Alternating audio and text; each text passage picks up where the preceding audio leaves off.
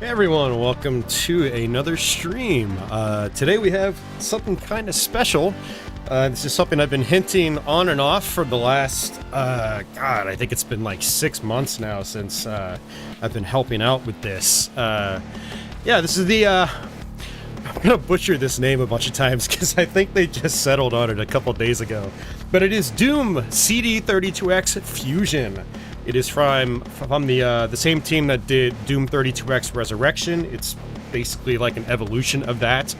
What this is Doom and Doom 2 in almost their entirety for the Sega Genesis / CD and 32X. The entire Tower of Power, as people like to call it. And this one has a lot of awesome benefits that improve upon the previous Doom 32X Resurrection project, which I streamed, I think, probably a little over a year ago. I went all the way through, I think it's version 3.1. Big thing with that version was they added in like the Cyber Demon and the Spider Mastermind and really improved the frame rate and control options and resolution and stuff like that. This version goes many steps further. Now, granted, it does require the CD and the 32X on top of the Sega Genesis, but the benefits are well worth it, including basically all the levels from Doom 2, all the missing levels from Ultimate Doom, including the stuff from Episode 3 that wasn't in the prior version, and all of Episode 4, Thy Flesh Consumed. You now get the Super Shotgun from Doom 2 and the new, Doom 2 enemies, like the Mancubus and the Revenant and stuff like that. Unfortunately, some things could not be squeezed in, unfortunately, like the Archvile and the Pain Elemental, but just about everything else is there, including even the Icon of Sin at the very end of Doom 2. You've got lots of other benefits as well, such as CD texture storage. So they were able to get past limited texture, limitations, and there's just a whole lot of other stuff that takes advantage of all pieces of hardware. And what I'm going to do here on this stream is basically just play around for a couple of hours. This isn't going to be my usual full playthrough. I will come back at a later date. I'll do a full playthrough of the Ultimate Doom side in one sitting, and then after that, I'll do a full playthrough of the Doom 2 side in one sitting. Or maybe I'll go vice versa, because, like, for some people, Doom 2 might be the more interesting thing, because it is the best way to play Doom 2 now on a classic console that is, like, pre-Xbox and whatnot. Same with the Ultimate Doom side, but Doom 2 is something that I don't think many people out there were expecting to be able to play on their Sega Genesis 32X and CD setup. So this is actually TNT Evilution, so that's another bonus that's included in here. And basically what this is they call it TNT Mini, which is, it's the first 5 maps of TNT Evilution. Or I don't even know if it's the first 5 back to back, but I do know that I think the first 4 are from the original. I'm not sure what map 5 is, because that was just added recently, and I need to actually look at that. But so you even get some maps from TNT Evilution as bonus content. And if you're crafty with Doom editing tools and stuff like that, you can actually create some of your own maps and import them yourself. So you could actually take your own vanilla style map sets or WADs and try to convert them over to play on the Genesis CD 32X setup. So anyway, I just wanted to start off with TNT here, not necessarily to play it, but because it's got some badass music, some of my favorite music in all of the maps in this package. But all the FM tunes sound really good as well. So Doom and Doom 2 have the FM sound as well, and it sounds excellent. So what you can do is, if you're in a game, you can actually hit quit, and what it'll do is take you back to the main launcher.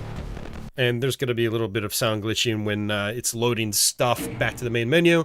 But you have a couple things. You've got a file browser now, which you can cycle through to actually load up existing music. And so you can basically just use it as a sound test menu, which is pretty sweet. I'm always a huge fan of sound test menus, so that is there. You also have the original version 3.2 of 32X Resurrection, and I think 3.2 was actually publicly released last week as of doing this stream. So that's actually a new release as well. So if you don't have a Sega CD, you can still get a slightly updated version of the previous Resurrection project. Again, I last covered 3.1 on my channel, which had some nice bonus features, and now there's a few extra things and fixes in that one. So that comes included. But if you want to play the Ultimate Doom, you just select Doom. If you want to play Doom 2, you just select Doom 2. And so what we will do is actually let's go ahead and start off with we'll start off with Doom 2. Because I'm sure some people want to see the super shotgun. So what we'll do is we'll play a few levels. Well, the early levels of Classic Doom for me are pretty easy. I mean, most of Classic Doom is pretty easy for me. And, you know, I've been playing these games since they first came out, and I never stopped playing them. They're some of my favorite games of all time. Doom 2 in particular was the first one I actually owned back in the day on PC, and so it actually got the most playtime from me up until I finally got Ultimate Doom and whatever. But one thing that's really great about this project is, you know, with the Resurrection project, what ended up happening is they did a custom title screen, and it would just toss you right into the game. For this one, we get the original PC title screens, which is awesome, both for Ultimate Doom and Doom 2. And it actually has demo support now. So now it's got demos that play like the PC version. And it's got several demos recorded that'll just auto loop, which is pretty awesome.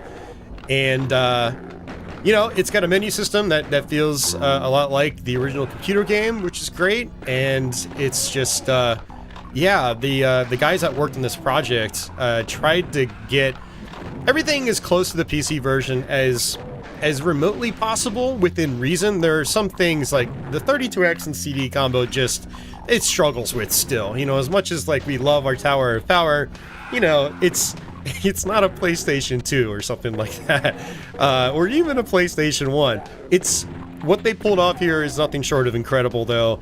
And a lot of the earlier stuff in the games, in particular, you'll notice are just about one-to-one with the PC originals, which is awesome. There are some levels that had to be trimmed back, like you know, the big John Romero city level in Doom 2 is a big one that had to be cut back, but it's all still there.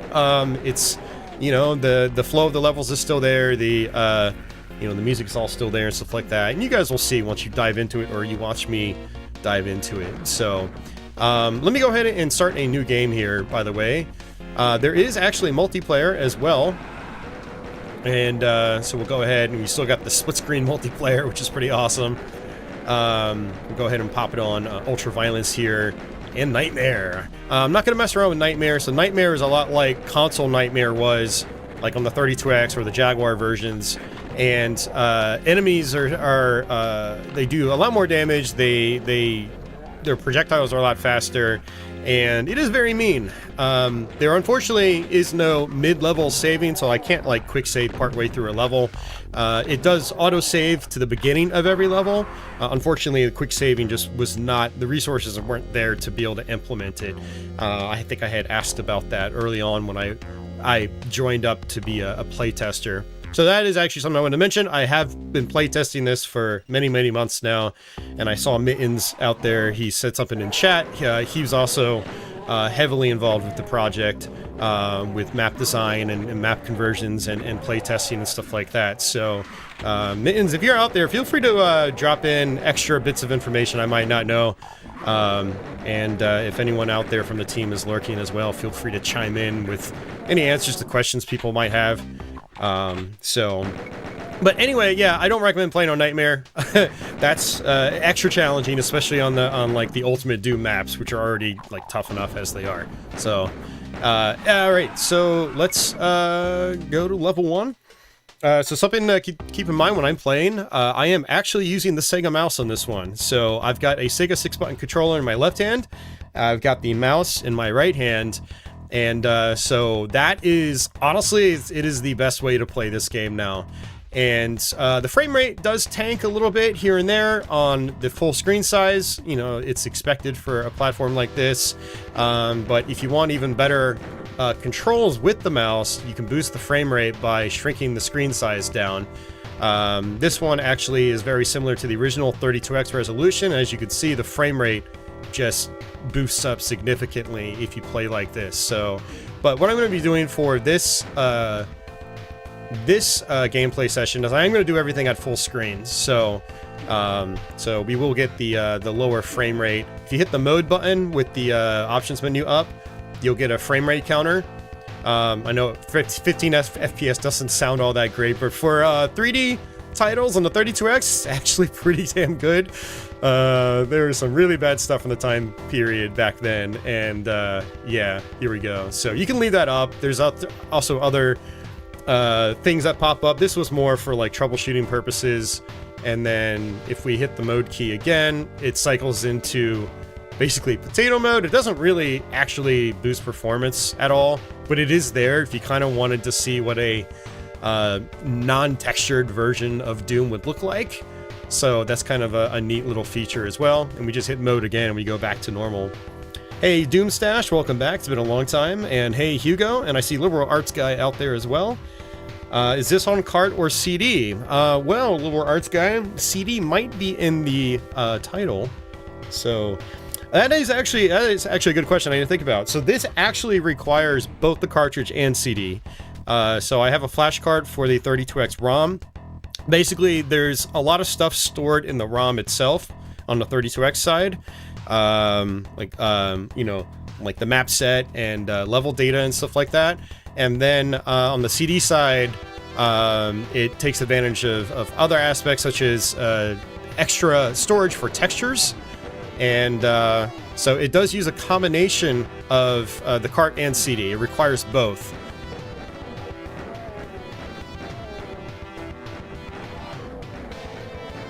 Hey Mario Mania, welcome back, and I see Zippity Zob, he says rip and tear, damn it. We will do a little bit of that.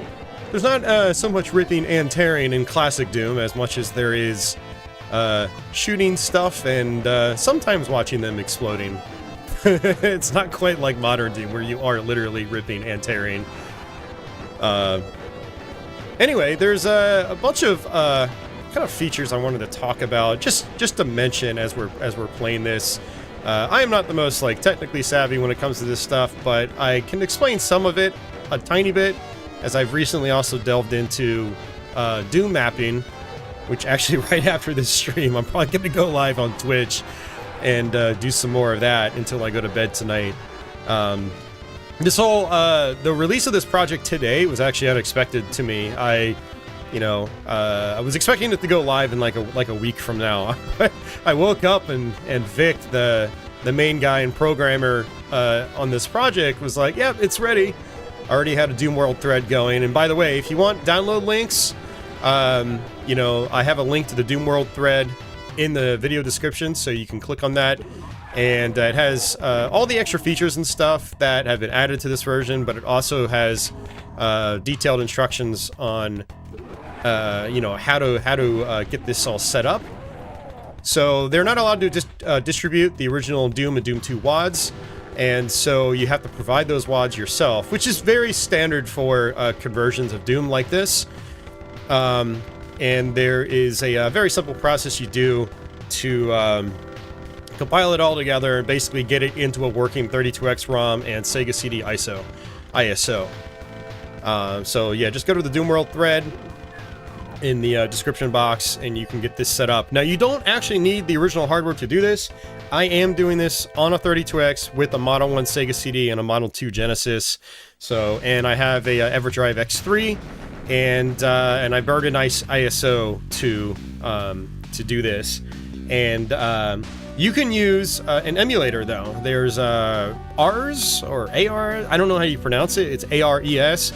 I've never actually used that emulator. I haven't used a software emulator for Genesis 32X in quite some time, but that is an option. So if you want to try this, you can try it in the emulator. And actually what's kind of cool about the emulator is you can actually speed things up a little bit and get the frame rate even better. But we are using original hardware, so if you're an original hardware kind of guy, like I am, you can download it, and this is exactly what it'll look like on your system as well. And again, if you want, you can shrink the screen size down a little bit. I did want to mention there are other control options. You do have audio options.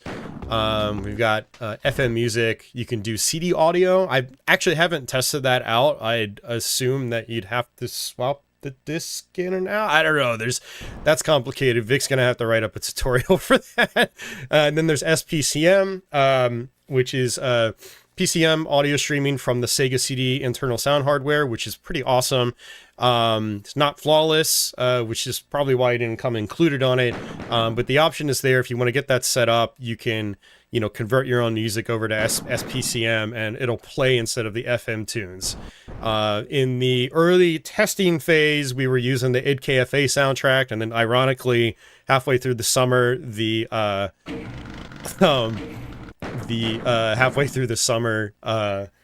new id 24 Doom and Doom 2 release came with the IDKFA soundtrack bundled, and so that kind of like distributing that was kind of questionable at that point. And for some reason my audio has stopped, and it is no longer working. So what I'm going to do is actually go to load game. There should be, you can see there's an autosave. It says last autosave under Halls level 2. Go ahead and click that and see if it reloads my music. We might have just caught a little bit of a glitch there. So Hugo asks, yep, there's the music. Hugo asks, would it be possible to make a version of Final Doom with Aubrey Hodges' score? They'd have to get permission if they wanted to include that. I don't know if Aubrey would go for that, but if you had the music, you could always burn to a CD or convert it to SPCM, and then add it in yourself. So yes, that would be an option. Now, as far as Final Doom itself, like I said, they have converted over 5 TNT Evilution maps. Now, the conversion process for something like that is pretty labor intensive, because TNT Evilution and Plutonia Experiments maps, they are actually a good bit more resource intensive than the vanilla Doom and Doom 2 maps. There's some quite large maps on TNT in particular, and the poor 32X just really has a hard time keeping up with that. And so one thing I'd like to do is, now that I've started learning how to, Doom map myself, I'd like to take a look at the TNT original maps and maybe try to convert a few myself. I'd have to refer to Mittens to kind of see what his process was like. I think he was the one that was mostly doing that conversion. I think the original idea was probably to try to get all of TNT on here, but it kind of the process proved to be pretty laborious, and the results not always amazing, because again, the maps are pretty big and a lot has to be cut back to get them to work right. So, but we'll see. So the last thing I'm going to show off at the end is TNT maps. So if you aren't able to stick around, just pop back in a little bit. I'll be showing off some of those TNT maps, and then, or if you're watching on the stream archive, just skip forward. I'll have stuff time-coded. I'll have each section time-coded, so Doom 2 and then Doom 1 and TNT, so, but yeah, just watch out for those.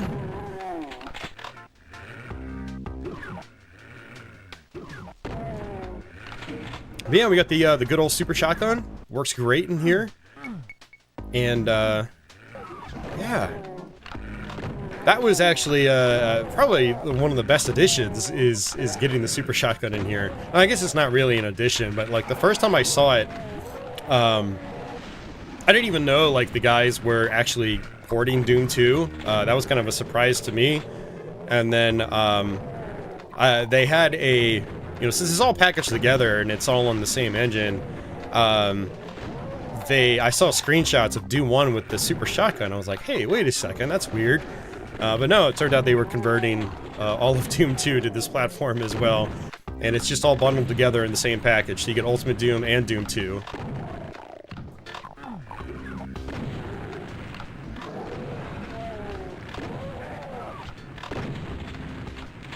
Now, there were some kind of quality of life improvements made partway through the project. one of the things was when you're using the mouse,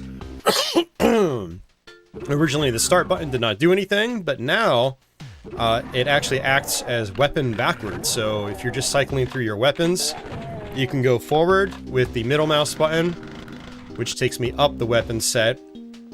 And then if I hit the start button on the mouse, it takes me backwards. So there are actually 4 individual buttons on the mouse that do something. So the left button fires, the far right button, or mouse button 3, lets you strafe left and right. And then the middle mouse button cycles your weapons forward, and then the start button cycles them backwards. So now if you hold down the well, if you're on the, you know, like for me, I've got the Genesis 6-button controller in the left hand. If you hold down the mode key and press a specific key, it'll swap you directly to that weapon. So I can swap directly to the chainsaw. Now I can hold mode, press B to swap immediately to the super shotgun. Mode and A switches back to my pistol. So yeah, you still have the old ways, the old way of weapon switching as well. So there's a good bit of flexibility now. Now, if you have a, there's an ASCII third-party controller for the Genesis that actually has shoulder keys on it. So if you want to just play with a control pad, that's probably the recommended controller, is using that, because you have individual strafe left and strafe right functionality, whereas with a standard 6-button controller or a 3-button controller, you can only hold down the strafe button and move either left or right. You can't do... you're kind of like locked into like a horizontal strafe left, strafe right. There's no circle strafing basically with that method, and it's a little more cumbersome and harder to play with. It's totally doable. When I first was testing this, I was just using the 6-button controller stock. I actually had to go buy a Sega mouse, and I thought I had one. Turns out I had one for the Saturn and not the Genesis. And I wanted the official Sega mouse. I wanted, you know, if I was going to play Doom with the mouse, I wanted it to be like, you know, how it would have been like back in the day. But apparently you can get, like, you know, Bluetooth mouse adapters for your Genesis. I don't actually have one, so I'm not sure how well they work. I don't know if there are any wired converters. If anyone has any info on those, feel free to share them in chat. Yeah, the mouse plus D-pad support here is really awesome, though. And, you know, it's basically, like, for me, like using keyboard and mouse. I'm gonna go ahead and let those chain gunners on the other side just kind of do their thing, try to fight each other. This part's really dangerous in this version in particular, especially on Ultraviolence or Nightmare. The chain gunners are some of the most deadly enemies in, you know, any version of classic Doom that you play.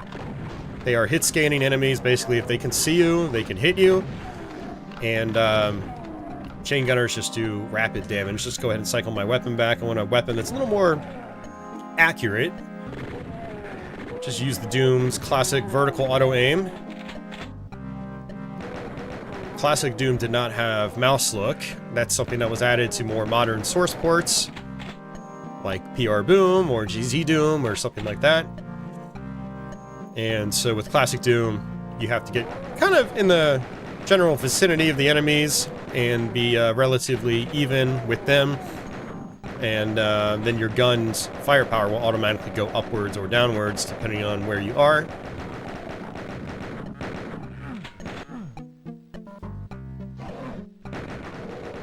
But the original stock Genesis 6-button pad in particular, the official one from, you know, 93 or so, it's a wonderful D-pad, and it's one of the best D-pads.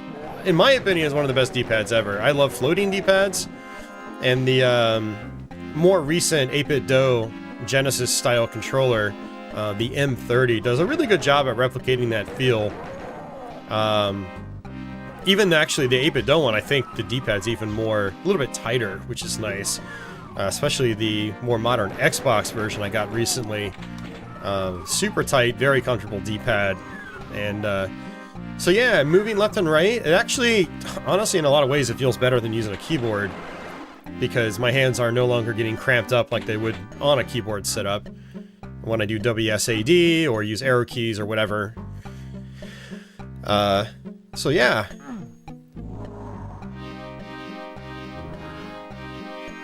So there are, I think one power-up was not implemented. That was partial invisibility.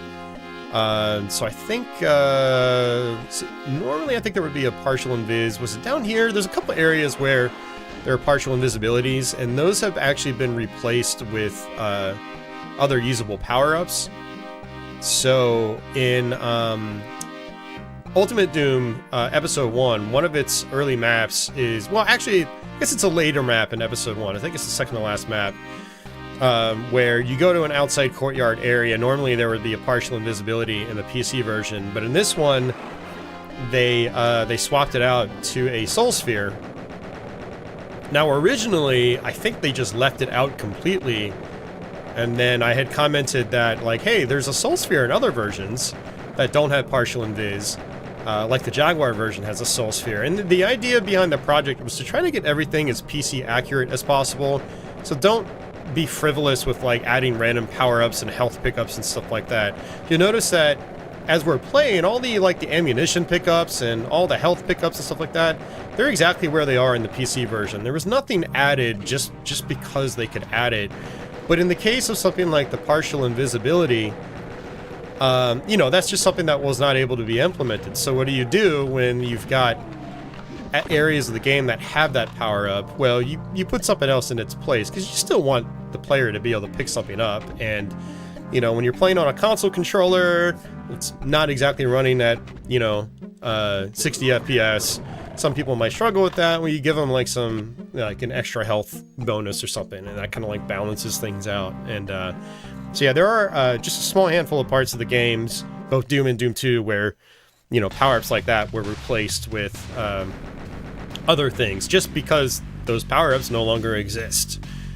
Now, there are other power-ups that were re-implemented, though. Like, you now have the light amplification goggles, which is really helpful on, I think, E1 M5, along with, what level was it? On, I'm drawing a blank right now, actually. It's one of the Episode 2 maps, where it's actually probably the largest Episode 2 map. I should know all these maps by name, but, yeah. Anyway, yeah, so some good stuff like that, some power-ups that were added in. So one other thing I wanted to actually mention on the first level, but this is actually a really good level to point it out, is if you look in Vic's description, one of the features that was added in was called mid-textures. So with Doom, Doom doesn't, it's not an engine where you can stack stuff. It doesn't have multiple floors. It's not like Duke Nukem 3D or Power Slave, where I can literally go upstairs here and it curves around, and then before I know it, I'm on where that overhead would be, but I'd be on top of it. You can't do that in the classic Doom engine. So when you're placing a texture in the engine, you have what's called upper textures. So that upper high-rise part that I'm going under, that's an upper texture. And then if you look on stairs, those are lower textures. And then you have everything in between, which is mid textures. However, there were certain types of mids that you could not use in, you know, or you didn't see in classic Doom ports, and they are the mid textures you can see through. And that is what this is. So you can see this is like a solid grating now. You can still shoot through it. In prior versions of console Doom, this would just be like an open window, if it was even implemented at all. Or it would be like PS1 Doom, where it's this weird foggy wall, and that's how they implemented it. But now we have actual like see-through mid-textures, and there's a bunch of them, and you'll see it in Episode 1, Map 1 on the Ultimate Doom side. And so that makes the a lot of the levels so much more PC accurate, which is awesome. It makes them so much better looking too. Even, you know, when I first joined up here and I started testing, I was like, they told me about that, and I was like, no, I thought PlayStation Doom had textures on windows like that and whatnot. And I went and looked up even my own gameplay footage. I was like, oh crap, it doesn't. So just even that addition was like a major addition when it came to the aesthetics in this version. It's really good stuff. So you got those sweet mid textures now, and then you know, with the CD texture loading, you get even more texture variety overall. And so the games look, you know, in most cases, like very close to their PC counterparts, which is awesome.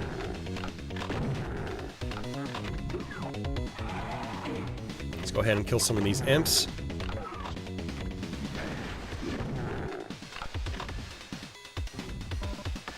Roger, you don't buy the games, man. This is not something that's like a retail release. This is something you download and you add it to a flash card and you burn it to a CD. There's no buying anything necessary unless you don't have the hardware, and in that case, I would say emulate it, load it into a Sega Genesis emulator. Ours seems to be the best one to use. That's the one that I'm told that you should use. Now, you do need the 32X ROM and the CD-ROM, and so you would use, for the 32X ROM, you would use a flash cartridge, like an EverDrive. For the CD-ROM, you would just burn the ISO. No, Roger, you don't use the original 32X Doom. No, that is completely... This is actually very unrelated to that. As far as I'm aware, they're not even... This project was actually rebuilt from the ground up. This isn't just a simple ROM hack of 32X Doom. This is one of those things where you need to provide the original source files for classic Doom, or I should say, where's all the data packs, the WAD packs. So you need the Doom and Doom 2 WADs, which you can get in just about any version you've probably bought over the last 20 years. If you still have the original PC CD-ROMs, you can rip the WADs off those. If you have the Steam version, it's in your Steam apps directory under your Doom and Doom 2 folder now. You can grab the WADs there. And in the description box, there's a link to the Doom World thread. And actually, what I will start doing is I will actually grab the Doom World link, and I'll just start posting it in chat.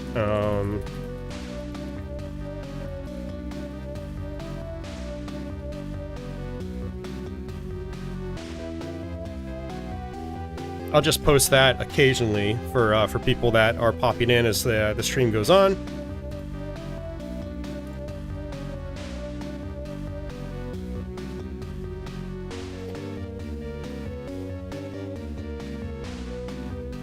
Liberal Arts Guy says Killing Time is coming out in less than an hour, by the way. Oh, thanks for the heads up on that. I'm gonna buy that when I'm done with this stream.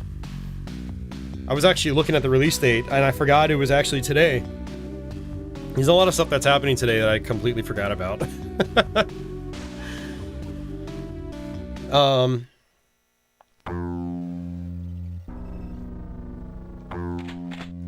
Hey, big dogs, welcome back. So what I'm going to do is I'm going to play all the way up through Dead Simple, which is a great map, which has the introduction of the Mancubus, along with the Arachnotron.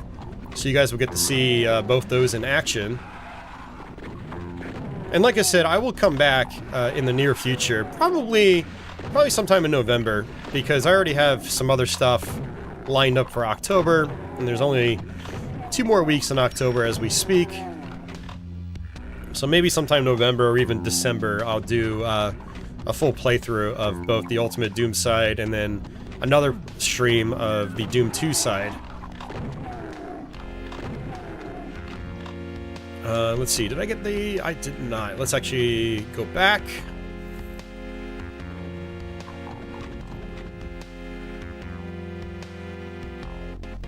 Oh, I did. Never mind. I was gonna say, yeah, I got the chain gun. Dummy. Always like to use the chain gun for this part.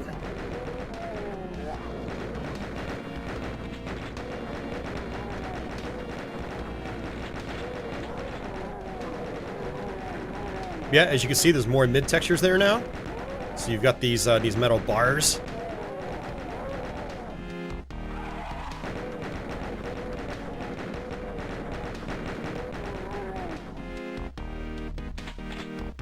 Yeah, and so when they converted over these maps, there were also things that they just maybe didn't look correct in the PC version, but that's just how they were. That's how the PC version shipped. And so they left them as is in this version as well, because it's PC accurate. So again, it's not like they went through and like super polished up everything that id Software screwed up on back in the day. It's like, no, that's how Doom always has been, so we're gonna leave it as is. So if you see any weird texture alignment, it's probably that way in the original version on computers as well. So this level actually introduces the Hell Knight, so you'll get to see the Hell Knight. On these, more enclosed levels, you can see the frame rate, even full screen, is still pretty good for console standards of this time period. And there's the rocket launcher again. I already got it on map 1. Generally, when I play with the mouse in this version, I like to shrink the screen size down 2 notches. That way the frame rate's improved. You know, the better the frame rate, the more responsive your controls are. That's just how it works, just about anything. But especially when it comes to mouse controls, you know, which is generally fairly sensitive. Better the frame rate, the better your response times, or your ability to respond quickly. Alright, so what I'll do is come around here first. I love the Super Shotgun. It's one of the best first-person shooter weapons ever. It is very powerful. It might be as powerful as a rocket, maybe even slightly more so if you get really close and all the buckshot hits everything in front of you. You know, point blanking enemies. And Doom's enemies have like just the right amount of HP to where it just feels so good. You know, even imps, you can cut through 3 or 4 imps with one Super Shotgun blast. With Zombie Men, you could shoot through probably 10 of them if they're lined up just right. It's great. Hey, Barone, what's going on? Barone out there, he was also testing very heavily in this project. He actually did a ton of network testing over the last week, making sure that's still working. Ran into a lot of issues in the process, so that's dedication right there, man. I don't have 2 32X add-ons, or say, well, technically I have 2 Sega CDs. I would need a third 32X, or sorry, a second 32X. I don't have that yet. And I don't have 2 flash cards. Actually, that's not entirely true. I have a really, really old EverDrive. I don't even know if that would work.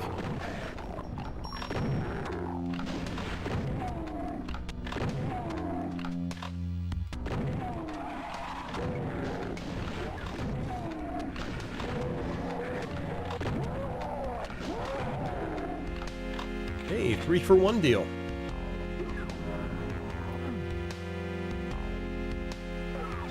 Alright, so there's actually a secret over here. I can try to get the plasma gun early. Which is funny, I never actually knew how to get to this secret until I started my YouTube channel. I think someone had commented on one of my old Doom videos, and then I finally figured out how to access it, thanks to that. So, some feedback on YouTube is good feedback. Some feedback is not good feedback.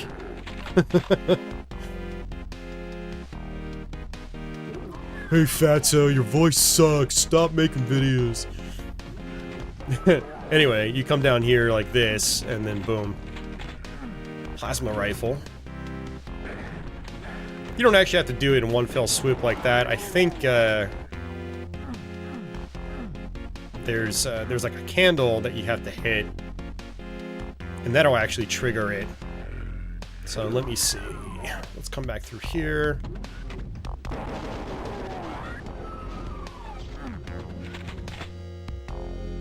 Okay, you can just drop that, and then it'll drop this one. I think those are just linked together. So, alrighty. Let's go ahead and exit.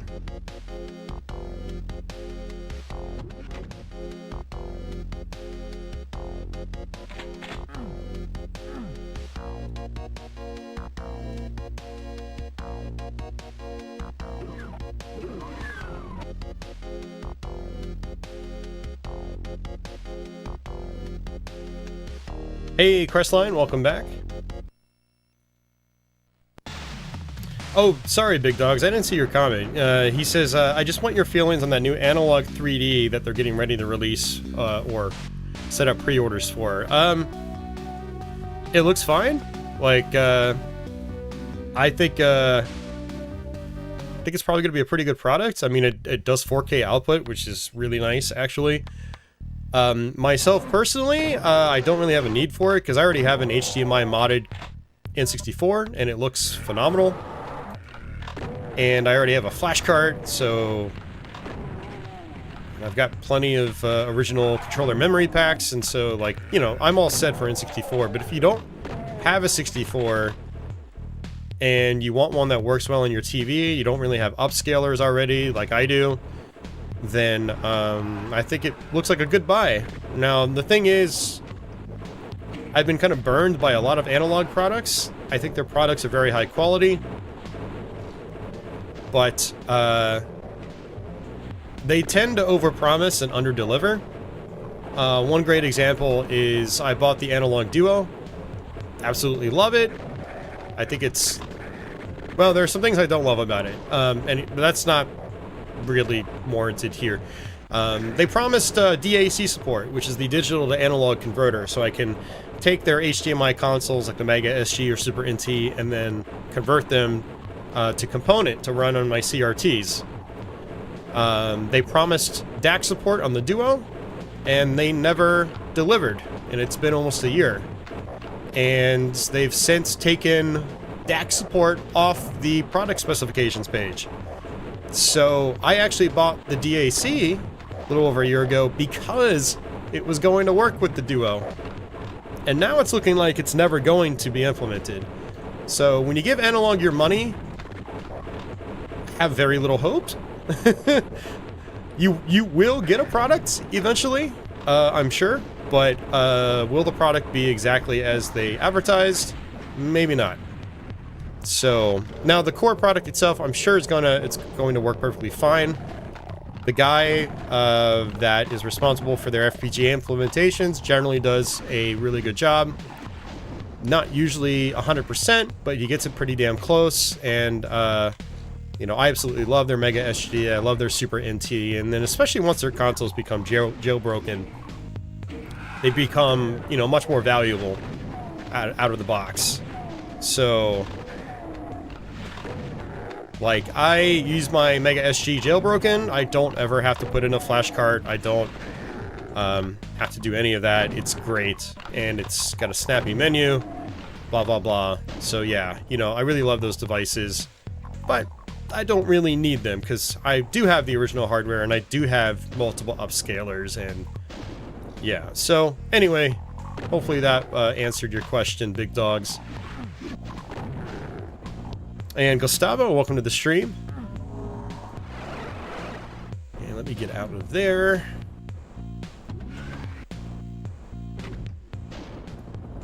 Hey Josh, welcome back. So this switch lowers that elevator over there, where we get the blue key.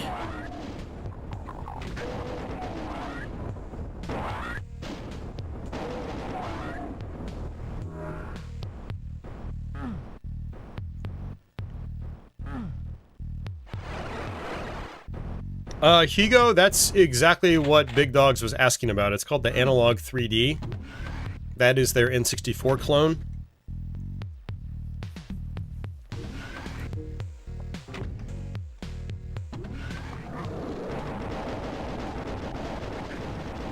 Yeah, that's the thing too, Big Dogs. Especially if you want to use it on, like, a classic television, a CRT, then you're going to need original hardware. The Analog 3D is really only good for people that are only playing on modern televisions with HDMI support. So that's something to keep in mind. You have to keep your own needs in mind. If your own needs require you to be using it on older technology, then yeah, you're going to want a regular N64 and a cartridge library, or just get a flash card. You know, the Crix EverDrives are fantastic for the console. I've got a version 3. that's several years old by this point, but it's excellent. It works great. And so yeah, that's food for thought. You got to figure out your own needs and kind of go from there.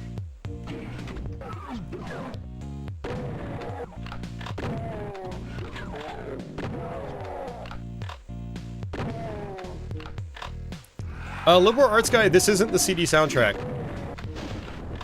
This is actually all this is all driven by the 32X and Genesis sound hardware. There are CD options, but you have to add those manually.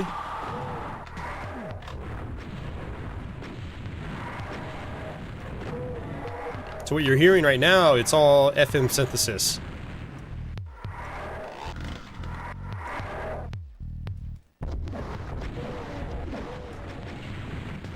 And yeah, they really did an awesome job, you know, converting the music over to FM.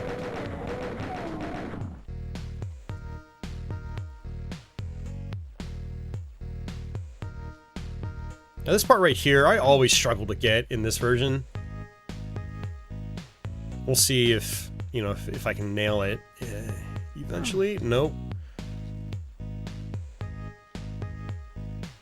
Now I do have always run turned on, and so ideally for this thing you might want to not have always run turned on. Yeah, that's just not... There's some good power-ups in there, like there's a Mega Sphere, there's, I think there's a backpack. Actually, I would like the backpack. Oh, there we go. I had to drop off those stairs, like, really early. It's funny to me that they put blue armor in there.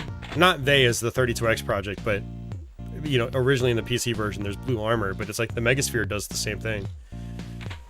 I guess if you get hurt, you can always come back and grab the blue armor later on. Blue armor is one of the best power-ups in Doom and Doom 2 because it significantly reduces damage per hit, where Doom players, modern Doom players, generally look at that kind of armor as like an extended health bar. That's, you know, at the end of the day, that's kind of what it is. It's like you could think, oh, well, instead of having 200% health, now I've got 300 or 400%. Something crazy like that.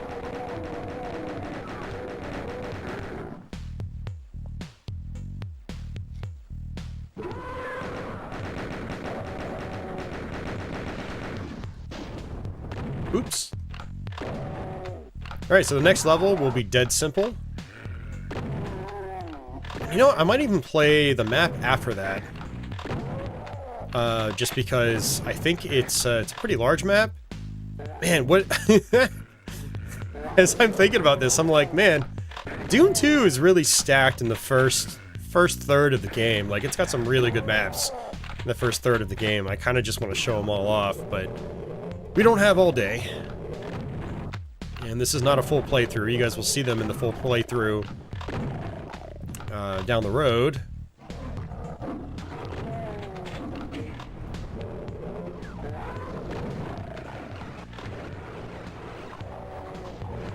Oh, I did not mean to do that. That's bad.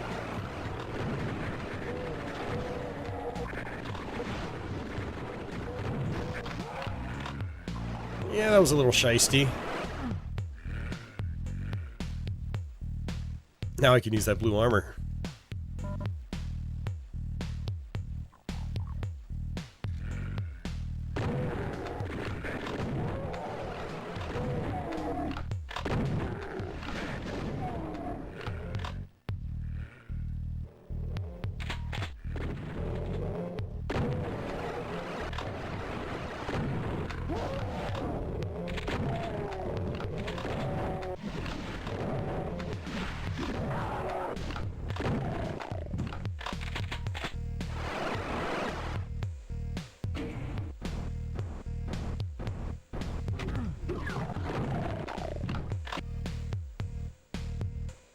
Alright, on to Dead Simple.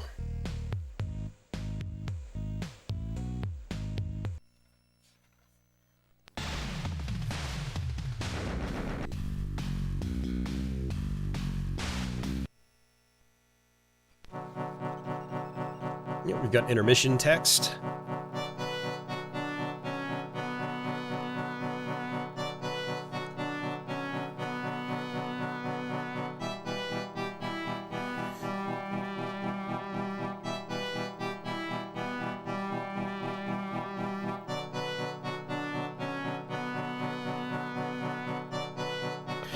Yeah, Barone, you know, that's an interesting subject as well.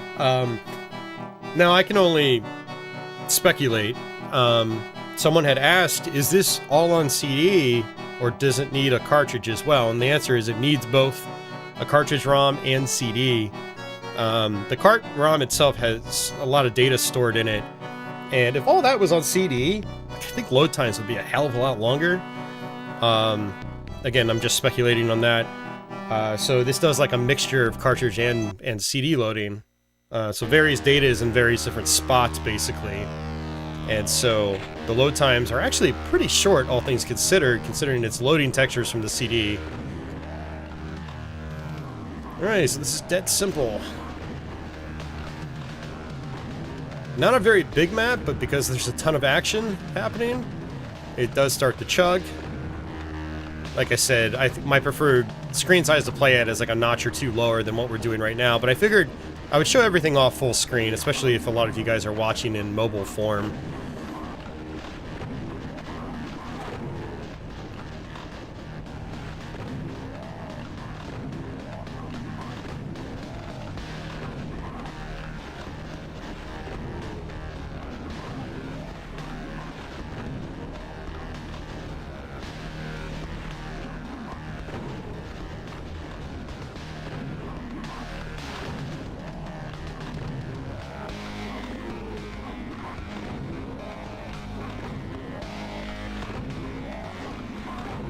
Alright, so there's one Mancubus left. What I want to do is hit these switches. It's what lowers the platforms in the arena. And so I can get a bunch of goodies. When you kill the last Mancubus, four walls will drop, revealing lots of arachnotrons. And so I want to have my rocket launcher out and ready.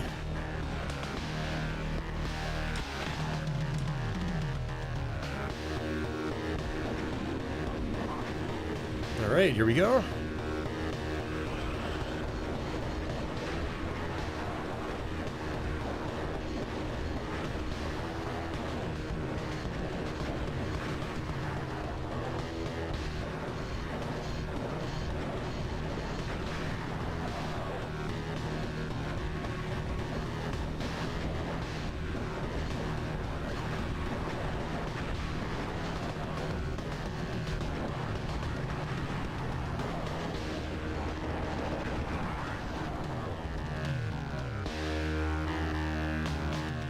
And there we go.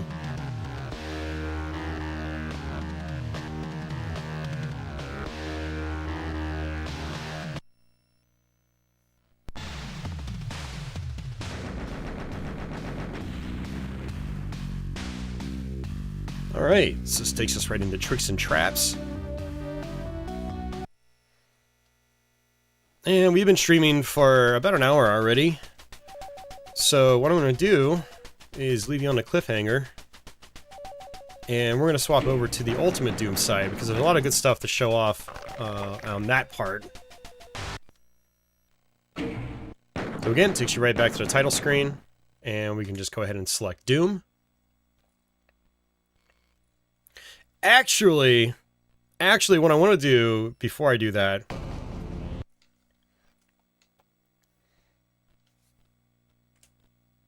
I'm going to hit reset.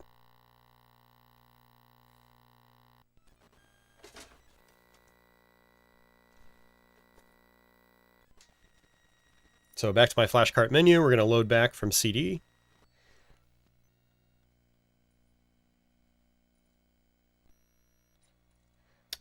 Hugo says, mind blown. Doom 64 has a level called Even Simpler, apparently inspired by Dead Simple. Yeah, it does.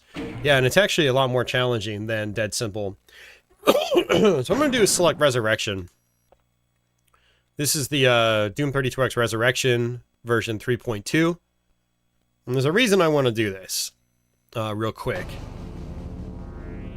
I got to admit, that custom title screen still looks pretty badass to this day. So, this is based on the old version I showed off, you know, like a year ago, a year and a half ago. But the reason I want to show this one off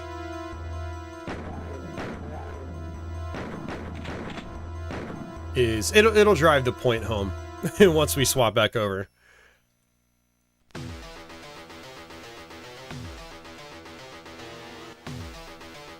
So yeah, look at this level right here. Looking a lot like the PlayStation or 32X or Jaguar Doom. Which Jag Doom ended up being kind of like the source for all of this. I think they utilized the source code on that to basically build a new version from the ground up. But yeah, this is... You notice things are looking a little empty in here. A little barren. A little brown and gray. Very brown and gray.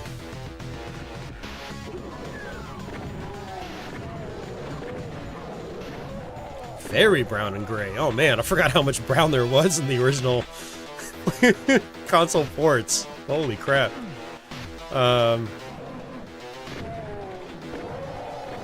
That is a lot. Anyway, let's come down here. See, this is what I was talking about. Notice there's no mid texture. It's just solid wall on the top and bottom with a small little window. So, this is not the 32X CD version. Alright, so you guys have seen it. You saw it. You saw what the original version looked like.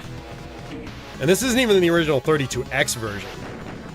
But the original from the 32X Resurrection, guys. Let's see the new version now. Hey, Blues Views. Welcome to the stream.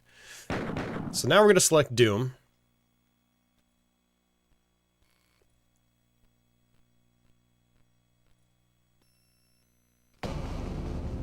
Get the original PC title screen.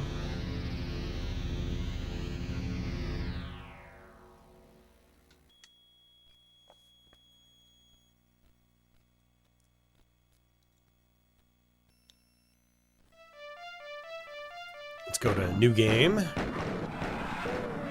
And same level as before.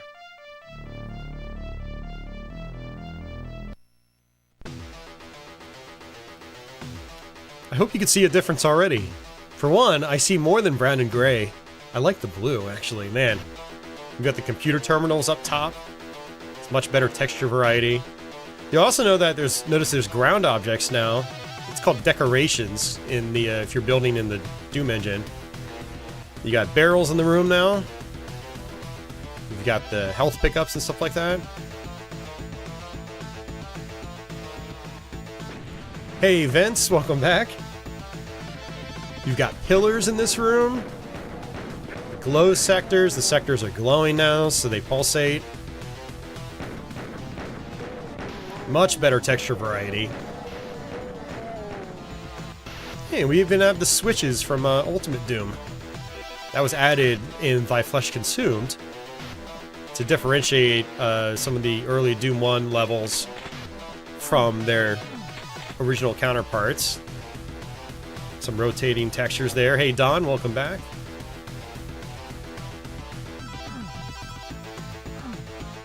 So coming down here,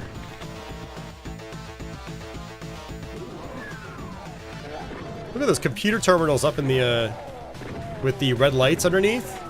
Those were just completely solid, like with the generic solid brown texture before. So now it looks a lot more like the PC version. This using more blue textures right here.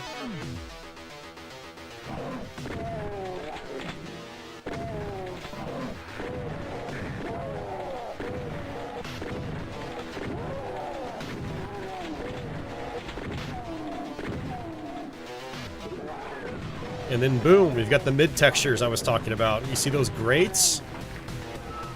Pretty sweet, huh? So much better looking than the weird windows.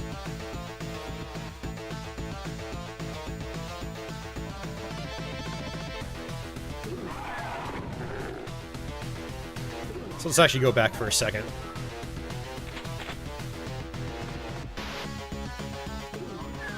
So we come back, we can flip this switch and it opens up a secret door, just like in the PC version.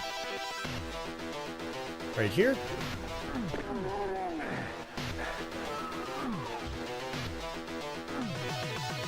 Yeah, so it is actually the ultimate Doom now. It's not just Doom. It is the ultimate Doom. So basically every map was taken and you know, updated.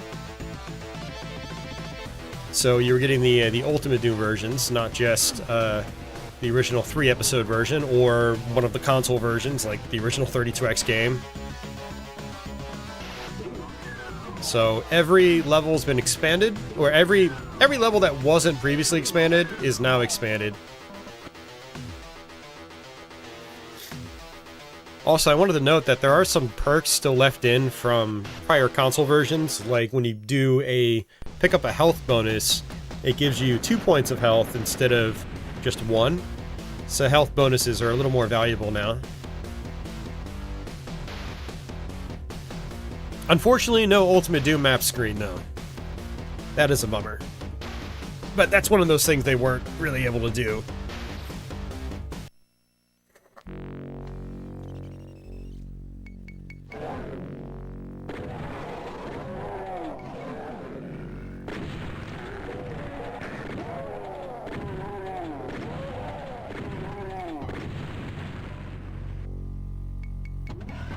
Vince, it does have split screen.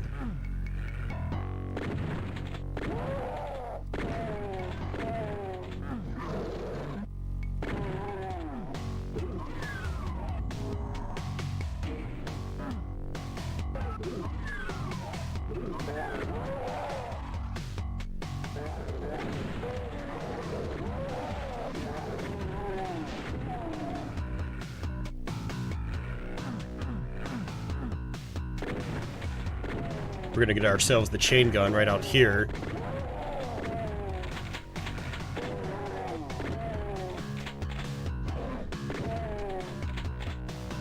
Looks like armor pickups also give you 2 bonus points, which is nice.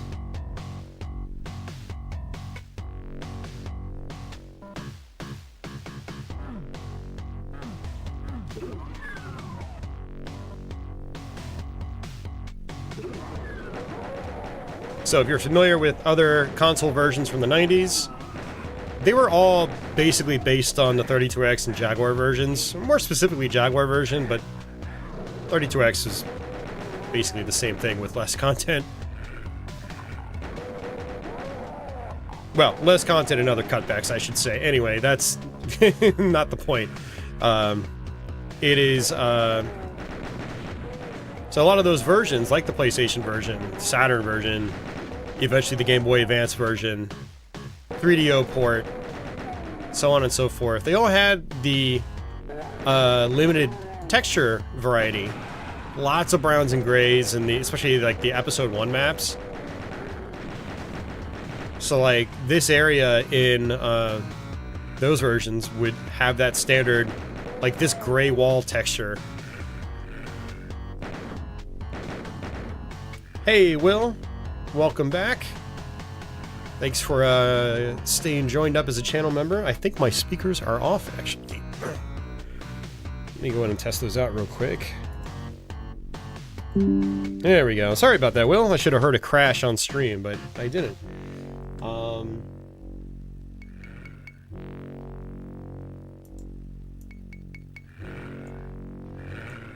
And my alert box was still set for when I was, I think, doing Castlevania stuff.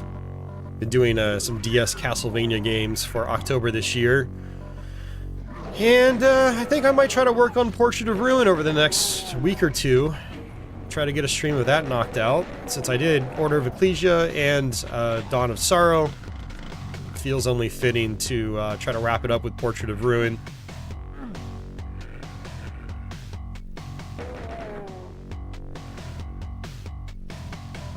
Yeah, you can just see, like, everything just looks so much better than any console version from back in the 90s. And I think that's kind of like the whole... One of the purposes of this project was to see what this hardware set could do when working all together, with regards to Doom at least, and then ultimately try to make a version of Doom that puts even the PlayStation version to shame.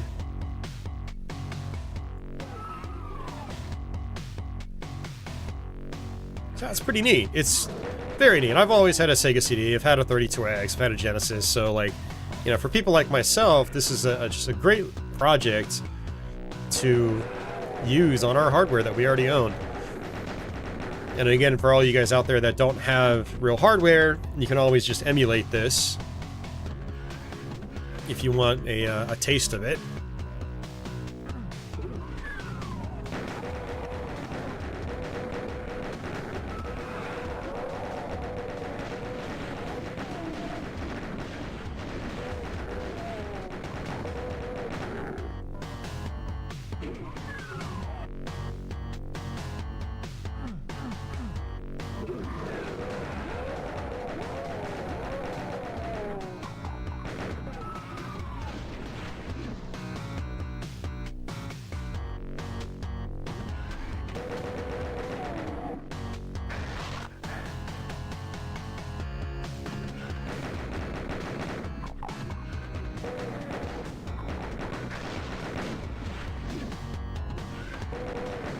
I think in some console versions there's only one imp down there, but in the PC version there's two. And so there's two down there in this one on Ultraviolence.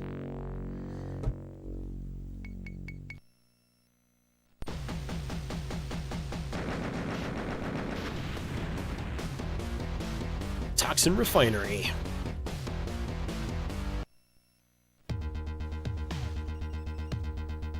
Will says, ironic memory, you were doing a live stream of Doom Nightmare Mode when I first became a channel member. It's all come full circle. That was probably either 32X or Jaguar Doom. May have even been Jaguar Doom, based on... So you've been 38 months. Oof, that's a long time, man. It's 3.5 years.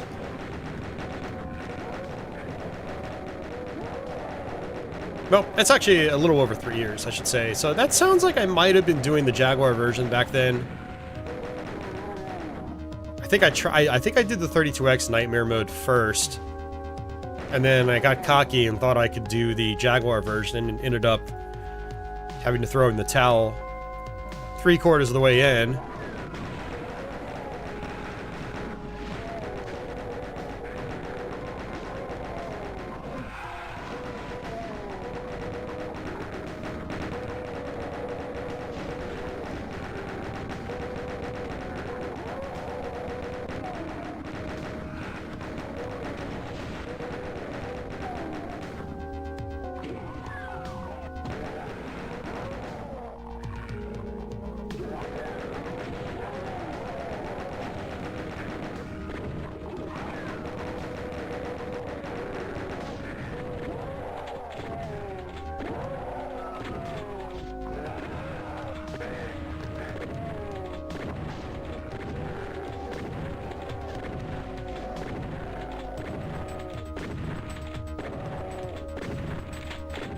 So what I'll do is I'll go ahead and I'll go through this level, and then I'm going to actually switch to the final level of this episode. And then what I'll do is I will show off, I'll try to show off like a map or two from episode 2, and then a couple maps from episode 3, and then we'll ultimately get to episode 4, Thy Flesh Consumed. And I don't even really need to play through the maps completely. I just kind of want to show off just the additions, you know, to show off that, yes, while some of these maps were in earlier versions of Doom, or console versions of Doom, and even the last Resurrection version, the new version just has so much more.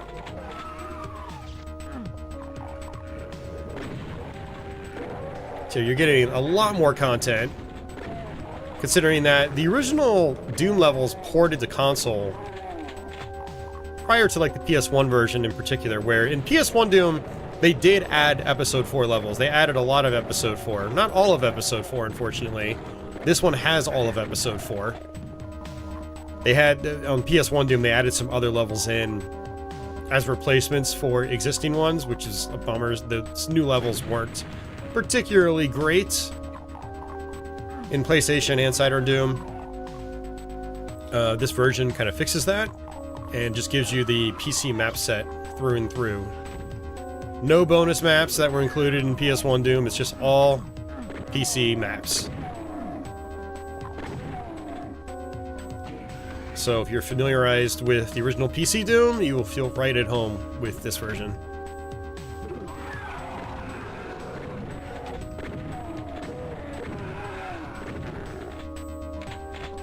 Alright, got a rocket launcher. Again. Actually, no, that's my first rocket launcher. I was getting confused with Doom 2 that we already played.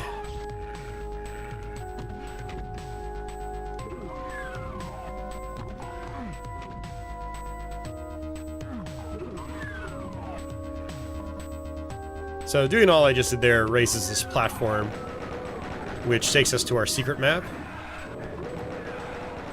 which I am not going to play.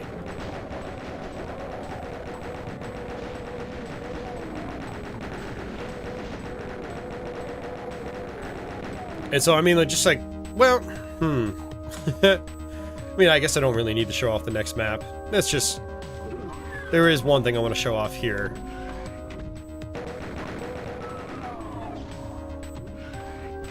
Rockets are always up there, so I like to grab those.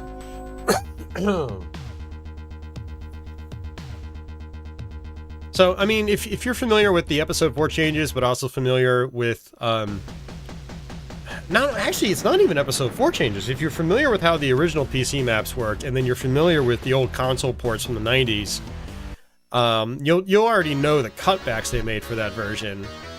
And since we're playing on console, I think the lack of some of those cutbacks is even more apparent.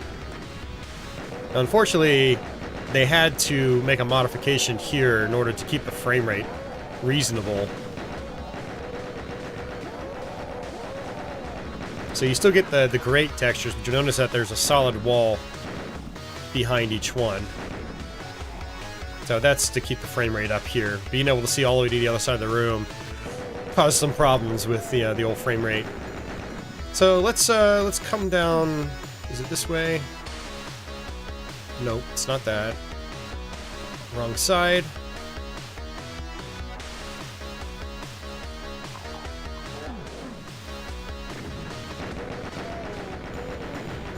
Hey, Dasan, welcome back.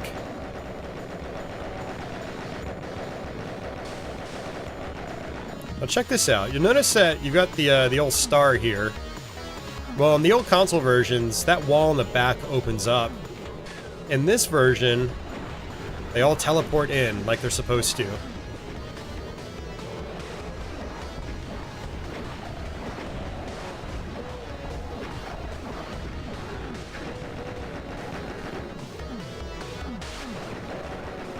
That's really all I wanted to show off on this map. So again, much more PC accurate. And I'm not trying to sound like a console snob. I understand why id Software did what they did back in the day for the console versions. They were limited on time. They were limited on development resources. They had other projects they were working on. And a lot of these maps had to be trimmed down, either due to time constraints or, you know, resource management, memory resource management, stuff like that, performance reasons, and trying to, you know, get it all functioning well enough on platforms like 32X and Jaguar and whatnot. And then when they went into the PlayStation Doom, they just ended up using those Doom 1 assets from Jag and 32X and using them in the PlayStation game instead of just reconverting the map. So that saved them a lot of time, probably gave them more cycles to work on converting the Doom 2 maps and the Ultimate Doom maps. But at the end of the day, the PC originals, and I don't say this for every first-person shooter, like, I'm actually one of those people, I prefer Doom 3 on Xbox because they heavily trimmed down the levels and the game is a much more reasonable length. And it flows a little bit better. But in the case of, oh, I should say Wolfenstein 3D, 3DO actually has the option to play all the original computer levels. Those levels are way too long and stretched out for console play. So the trimmed down level layouts worked really well in the case of Wolfenstein 3D. In Doom, the complexity and length of the original maps works a lot better overall. They're more interesting, they're more dynamic, there's more going on, and it works. But just because something's bigger, more dynamic, whatever, longer, doesn't always necessarily mean like it's right for that format. But in the case of Doom, it is absolutely right. These more intricate original layouts are definitely the way to go for Doom. And they give a lot of Doom its personality, you know. When you cut a lot of that cool stuff out, like the pentagram-looking star with enemies teleporting in, if you get rid of that, it's just not as cool. So, anyway, let's go ahead and start our new game. So we will go back up to Phobos Anomaly. So this is the final level for the original episode 1.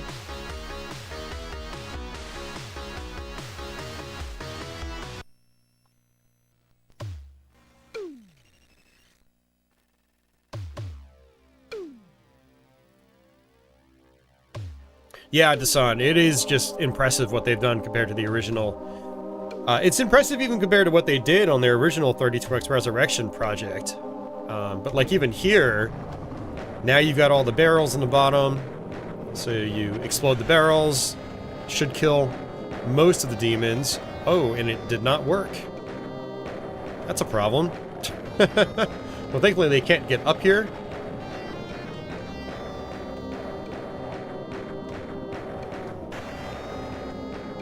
That's known to happen in on this part.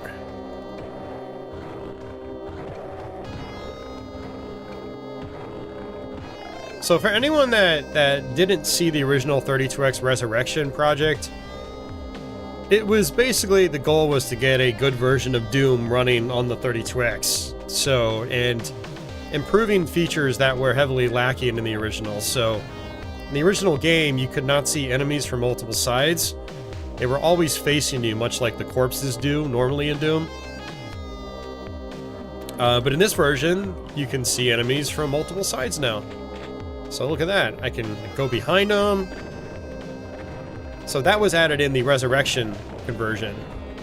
This version, you know, takes all that and then improves on it even further with the added textures and more complex level geometry in some parts, added rooms. This level has a big improvement as well. So if you're familiar with the original game, you know that like the original console Dooms, when you beat this section, only one small wall comes down at the end. But in this version, just like the PC original, every wall comes down, and it's really cool looking. So that was something they added in earlier this summer when we were testing.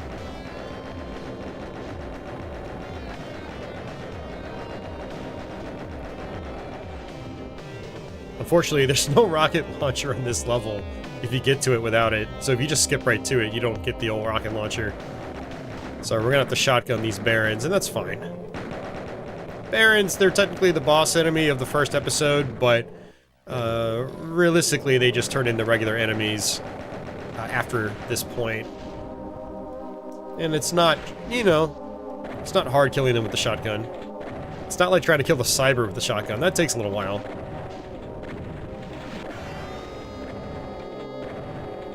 And you still got the animating slime texture in the ceiling, which is pretty awesome.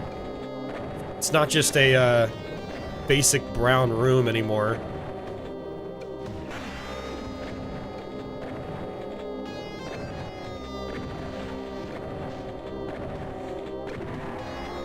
And here we go.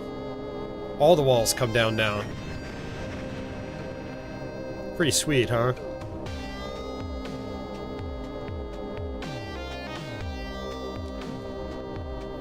Now, there are some parts that,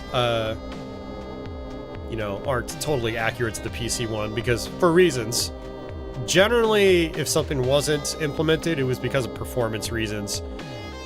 And so that is not one-to-one with the PC original.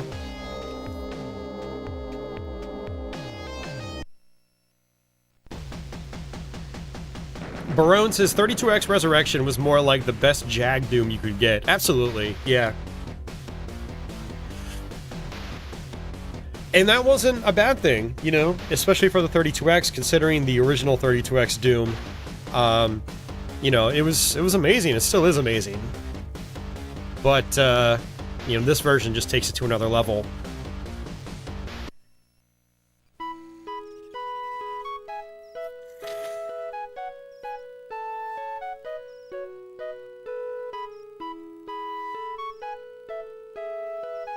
Yeah, they actually added that intermission screen. That's different.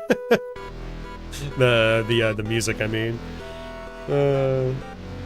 Yeah, Dasan, me too. I mean, I still like the original 32X Doom, but after the Resurrection project, and now this one, I will admit it is difficult to go back to 32X Doom.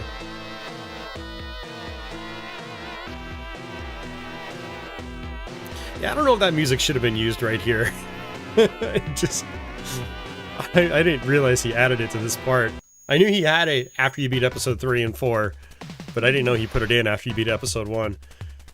Anyway, yeah, so that was a level I wanted to show off since we were there. So let's actually... let's see. I love the groove on this track. It's so good. The Genesis hardware is perfect for these kinds of bass lines.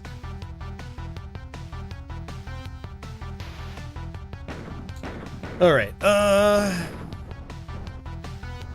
Refinery, Deimos Lab, Command Center, Halls of the Damned. Spawning Vats. It might be Spawning Vats. Oops. I hit the mode button by accident. Yeah, Spawning Vats is one of those levels that's like really big in the original computer game. Now, pistol starting in this map is probably a little shisty. And the whole thing's here in this one. This was one of the most heavily cut back levels in the original console port.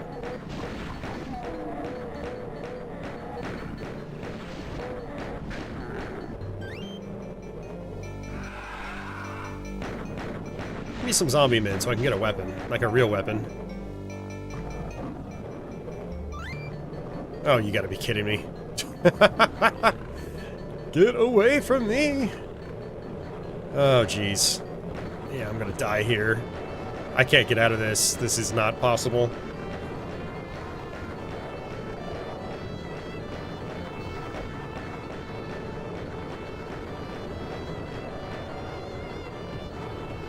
I don't have a berserk power-up either.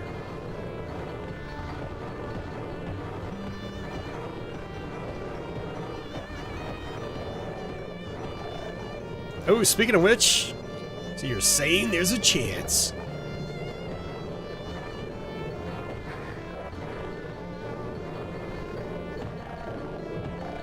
Thankfully, Pinky demons, or they're just called demons technically, but, you know, everyone calls them the Pinky because of how they look.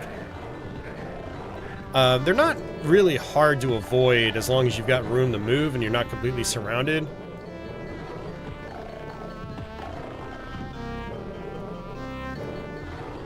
As long as you, like, back up right as they start trying to attack you, their attack doesn't hurt you immediately.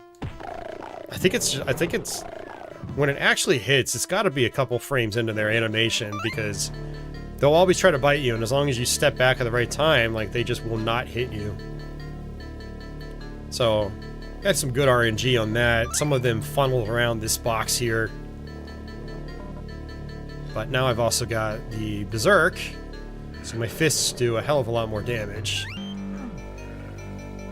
That armor.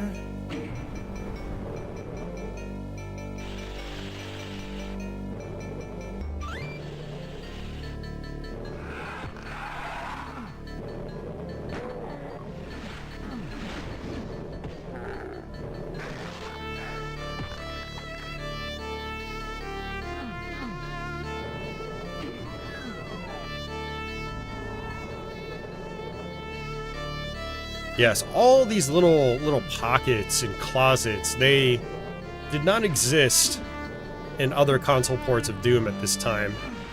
Or from the 90s, I should say. So, when you're playing this version, it's like, you get it, if you, Oh man, if you're only used to like console Doom, you just for some reason have not done any of the more modern console conversions or played the PC original, you're going to be in for a treat because there's so much more stuff. Just going to let the infighting happen. Since I only have my fists.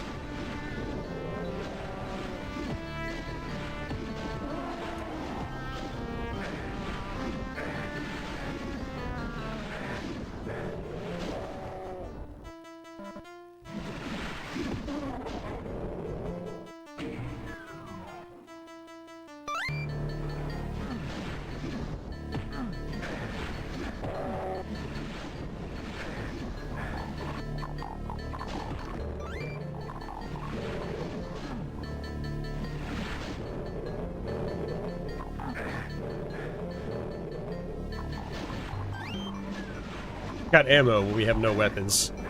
Alright, let me get out of here. Barely have any health.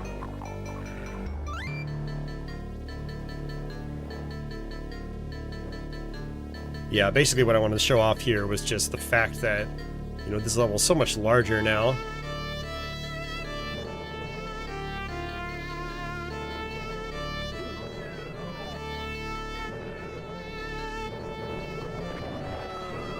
Oh, there's a shotgunner. Hey, Deadly, what's going on, man? Deadly's a big Doom fan. Ooh. Oof, man. Scary.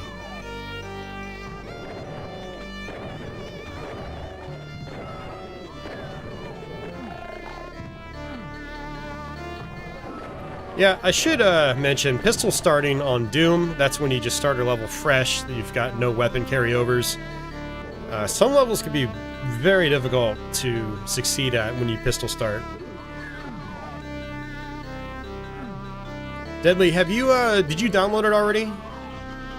I was gonna send you a link when it was ready, but it kind of came out of nowhere today, so... yeah, I didn't hit you up about it like I said I would.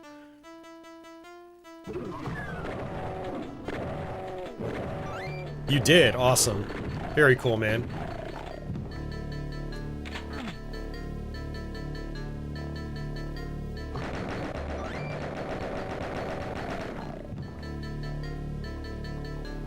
This takes us to our yellow key.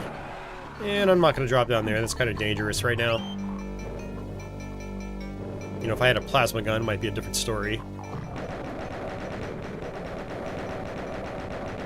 You've been playing it for an hour and a half. Hell yeah, man.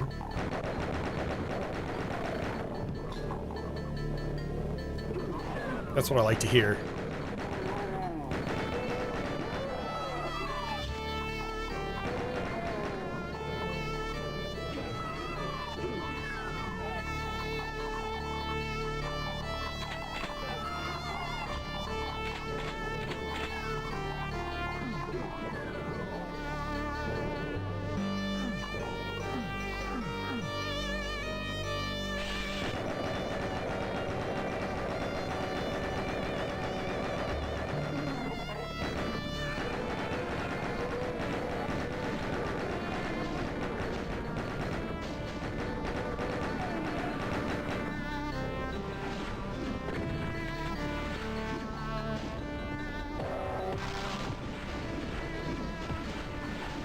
Oh, nice, Deadly. Hell yeah. Well, thanks for popping in. I appreciate it. I've seen you twice on stream this week. This is amazing. I haven't seen you in forever, and then I see you twice in 1 week.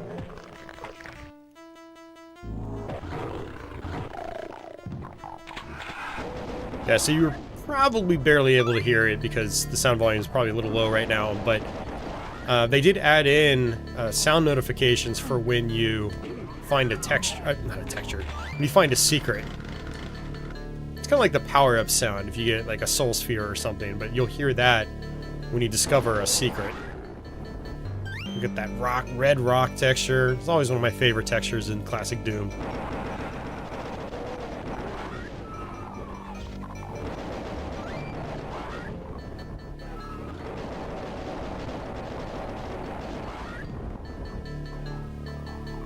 Yeah, so very big map here.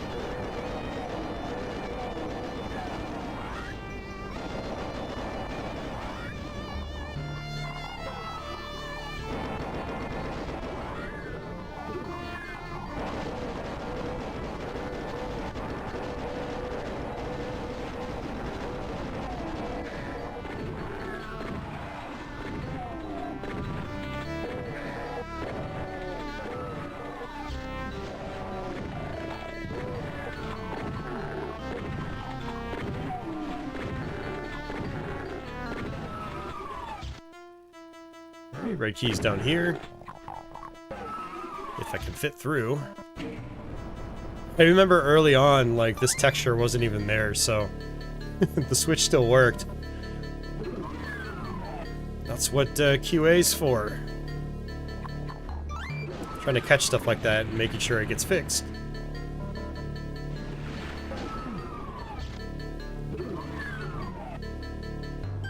Where'd you go? Oh, there you are. Alright. Come on, you can go.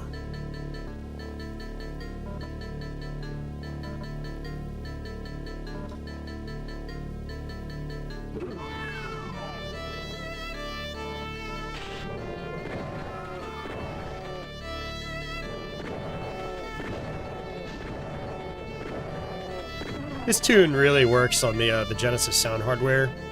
It's pretty sweet.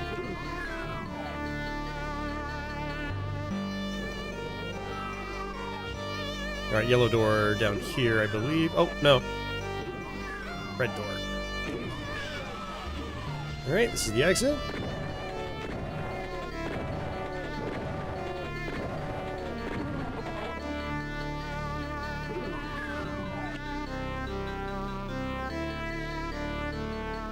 Doom Unseen Evil came out last weekend.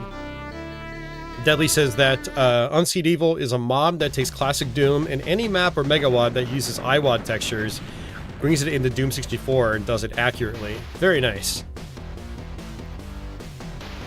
I need to take my map and see what it looks like with Doom 64 textures.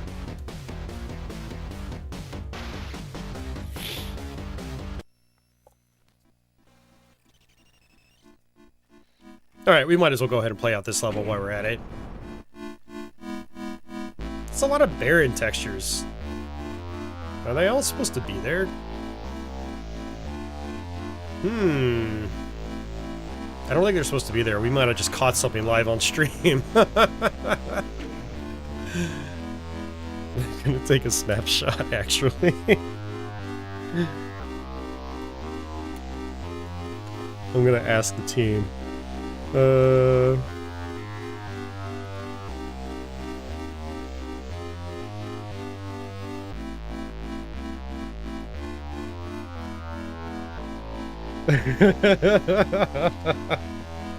Well, guys, I guess there's gonna be a version 1.01 soon.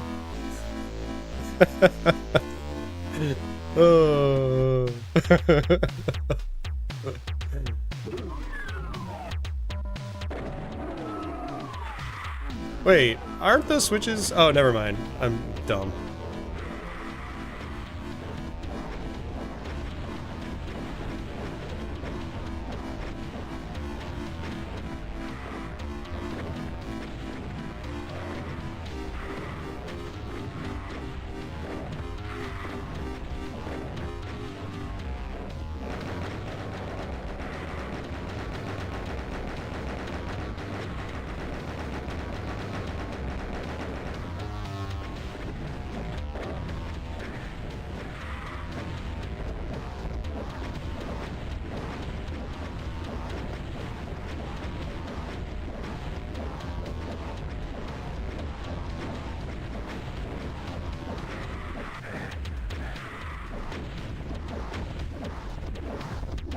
Yeah, last time I played through this, I am pretty sure there were not like 100 barons in that one room.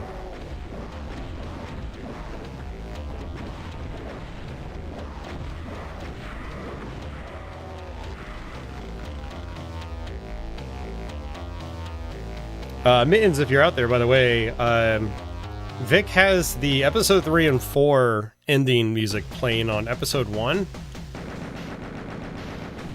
And I'm gonna guess it's gonna happen here. Let's see. I don't know if that was intentional. Yeah, it's playing again. It's funny. It's funny to catch issues like live. You guys have no idea how much playtesting went into this. Like, some of these issues like cropped up are actually like, I think it cropped up this past week. It's all good. That's what's great about being able to just distribute the stuff online. They can put out some fixes. Liberal Arts Guys' Killing Time is officially out now. Awesome, man. I'm gonna go afterwards fire up Steam and grab it there.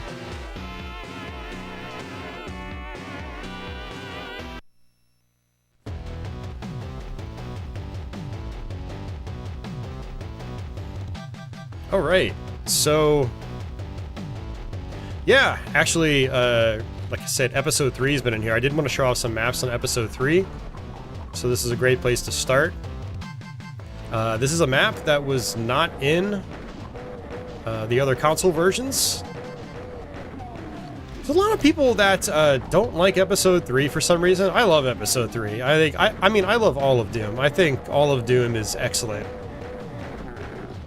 You know, I wouldn't put Doom itself on such a high pedestal if I didn't like, you know, most, if not all of, like, the main core maps from back in the day. And, so when I first joined on, this, actually, Episode 3 wasn't really implemented much. That was one of the last things they added in. They were focused more on getting Episode 4 in, I believe. And then went back to try to focus on Episode 3 after. Yeah, Episode 3's here, man. Even its secret map, which is a repeat of level 1 on Episode 3, but with many, many twists on the way back through.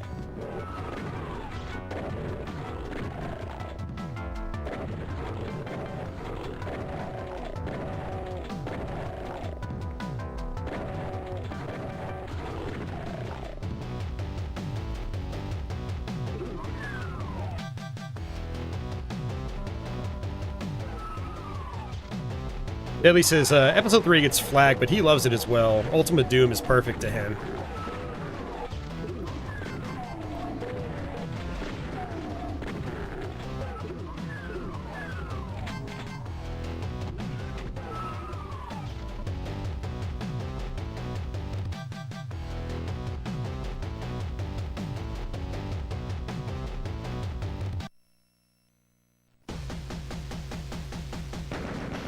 Hey, Liberal Arts Guy, question for you. Did Night Dive port Killing Time to consoles as well, or is it just on Steam?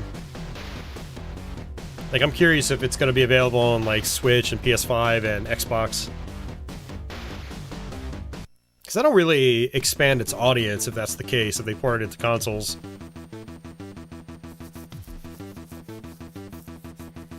Don says, a bad level in Doom is still a good level from a classic game. Yeah. That's why I tell people, like, even a good Castlevania is still better than... sorry, even a bad Castlevania is still better than most games. Even a bad level in Doom is still better than most levels.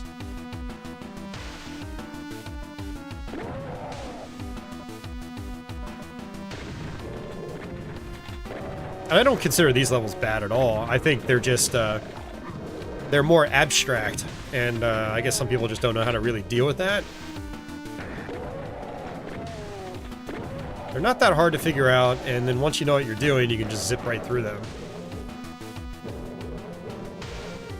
Crestline says he's getting Killing Time on PS5. Liberal Arts Guy is checking for console ports of Killing Time right now.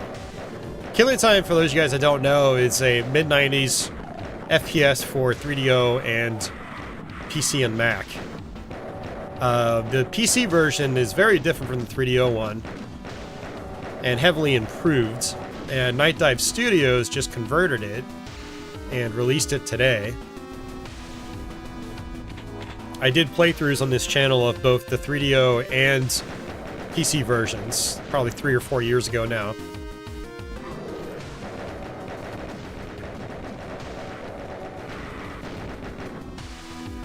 So I'm looking forward to giving it another try. It's been a while.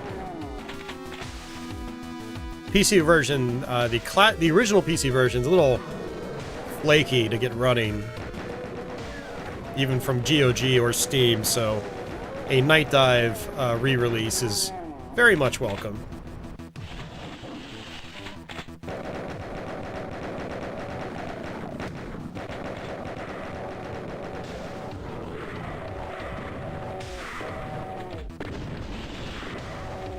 So this level,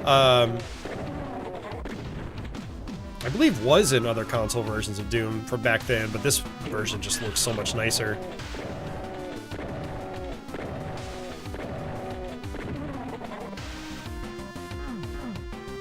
Crestline says from the official Doom releases back in the day, Master Levels was his least favorite. Yeah, that's what I hear from a lot of people. I still haven't played through all of the Master Levels maps. I need to. Just to get, well, I've been meaning to do a stream of them here, and I just never have.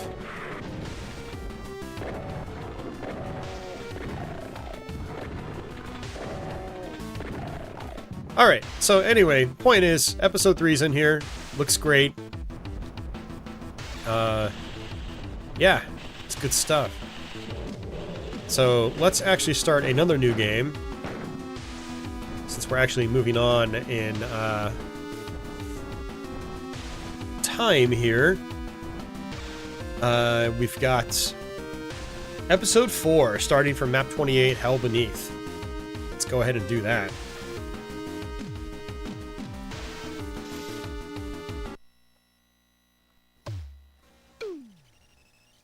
Oh, Liberal Arts Guy says, Killing Time is on Xbox One. Very nice. So, if it's on Xbox, it's definitely on Switch and PS5. Cool. I'm definitely going to buy the Steam version of that. Alright, so, episode 4, guys. It's in here.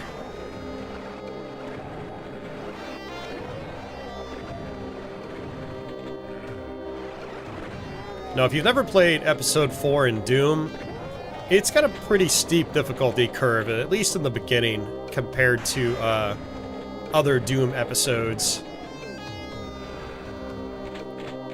So definitely one of those where if you've never played before, if you're starting off on console here for the first time, I would probably recommend putting it on an easier difficulty. Ultra Violence is intended to be quite challenging, and compared to other classic Doom maps, it definitely is. This map, the second map, it might be like map 4 or 5, I don't remember which one it is, but they can be very difficult. And the thing about this version, again, no quick saving, so you can't save halfway through a map. So you die, you're doing the whole thing over again, the whole level over again.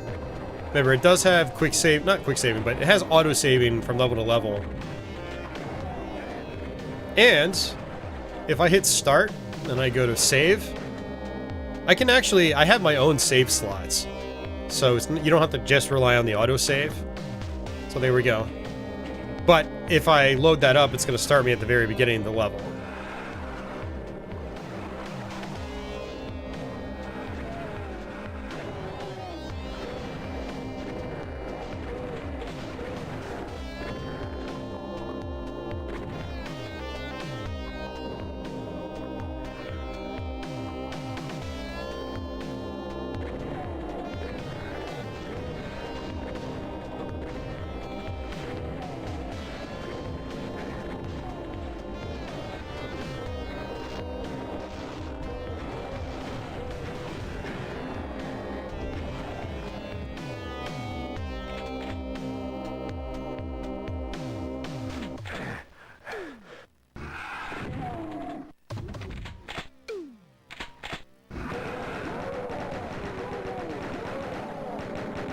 Another example of mid-textures. So you've got multiple gates and gratings, bars, whatever you want to call them.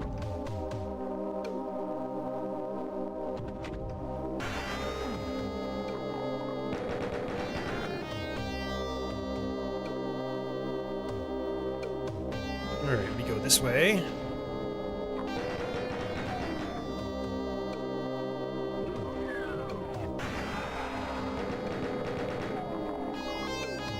This map, you will find yourself very tight on ammo. And that's exactly where I'm at right now.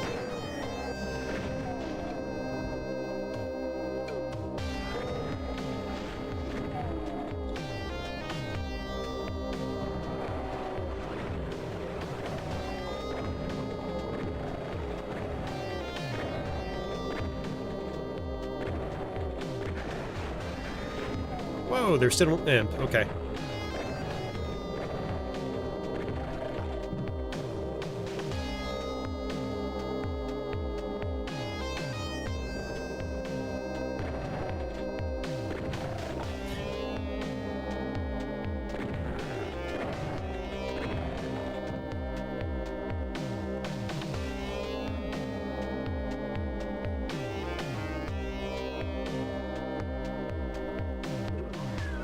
Alright, that's that. Barone says originally Thy Flesh Consumed was released after Doom 2. It was, so the original Doom didn't have a traditional retail release. It was offered via mail order shipment from id Software themselves. So you would reach out to id, buy it, and then they would send you the, the mailed box version of the game. Ultimate Doom was intended to be a retail release. I think Doom 2 was id Software's first full-blown retail release for a full registered retail version of Doom, and then Ultimate Doom basically followed up with that Doom 2 retail format, and so they added in an extra episode for people that had already played the game before, gave them reason to buy it.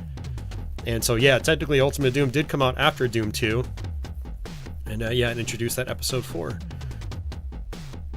Barone says it's like hardcore Doom and then some. Yeah, in some cases, some episode 4 maps are actually really basic and pretty easy, but others are really hard. So it's a weird mishmash. I've always felt Ultimate Doom's episode 4 is kind of a weird mishmash, a weird difficulty curve, I should say. I'd say the whole episode's pretty consistent, but in terms of visuals and stuff like that, but difficulty curve on the other hand, it's all over the place. So this is Perfect Hatred. This is kind of an infamous map for console Doom in general. Every console version that had it, PlayStation Doom, Saturn Doom, now this version of Doom, had to have a lot of cutbacks to get it to run. Well, no level in Saturn Doom runs well. Let's get that out of the way first. But PlayStation Doom even struggles with this map like crazy. It gets quite choppy. Thankfully with this version, even though it is choppy here, as you can see, you can shrink the screen size down and it becomes a lot more tolerable. But like I said, for this stream, I'm just going to be doing full screen.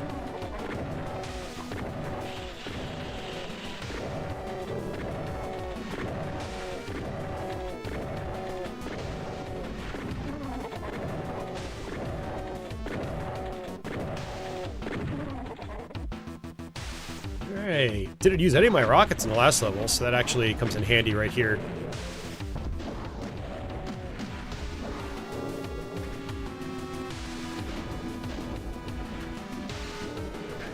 Liberal Arts Guy, yes, this level is scaled back. There are some maps in this game that had to be scaled back if they wanted them to, run with any sort of decency. It happens a lot more in Doom 2, but, again, it was mentioned these maps came after Doom 2's maps. And so they're quite large in size and scale. Alright, so what I'm going to do is actually drop down here. There's Radiation Suit. So I can sweep around here and grab a Soul Sphere. And the reason I wanted to do this is that this actually triggers a secret. Well, not really a secret, but it triggers a wall to come down. In the next room I'll be going to.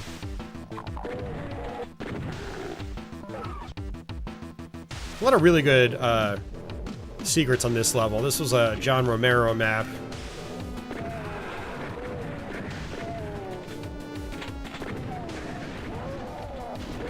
Good old Romero. There's actually a switch right below me, and since I'm kind of right on top of it, I can actually flick it from above. It's just a Doom Engine quirk.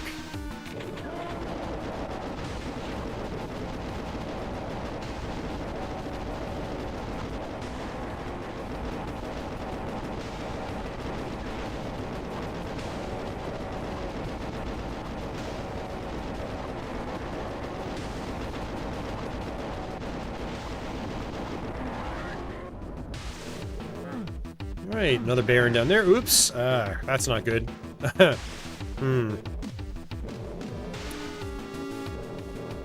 Hey Ares, welcome to the stream.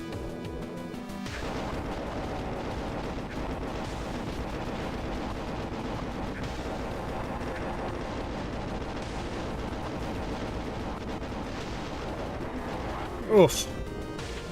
Yeah, generally what I like to do is I actually like to try to hurt the Barons from up above, and I didn't even think to do that. What I will do is shoot these pinkies from down here. Harry says, glad I'm back to Doom. Yeah, I mean, there's always a lot of Doom on my channel. There's gonna be more this month for a variety of reasons, as you guys will find out in the coming weeks.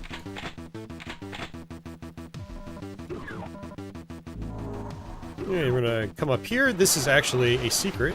Get some blue armor, which is nice, and I can just fall back. Or not, I was gonna say just fall down there, but my head hit something.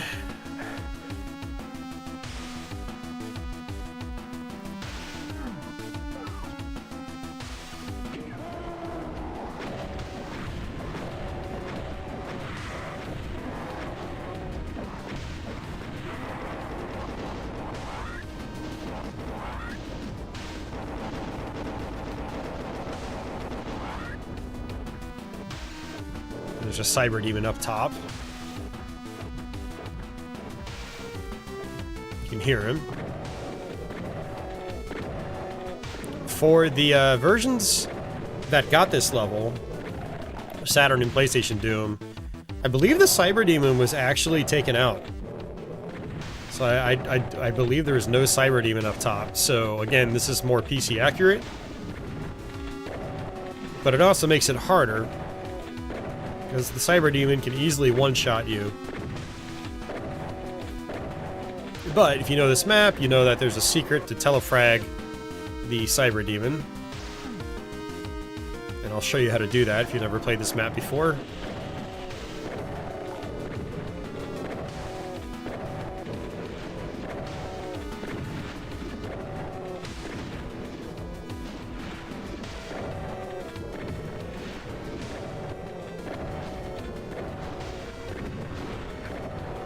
Uh-oh, that's really not good. Oh, jeez.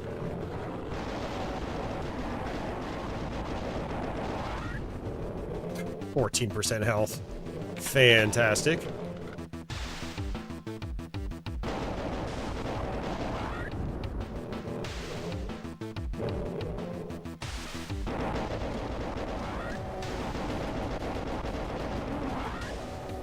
I have to be really careful now.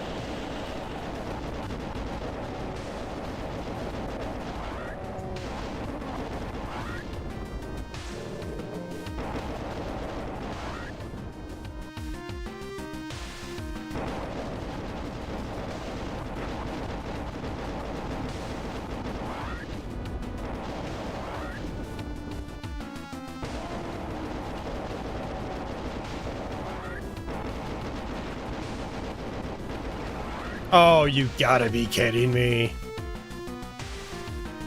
I'm probably dead. Oh, that's bad. That's bad, bad, bad. Yeah, so that Baron's gonna be right on me when I teleport through.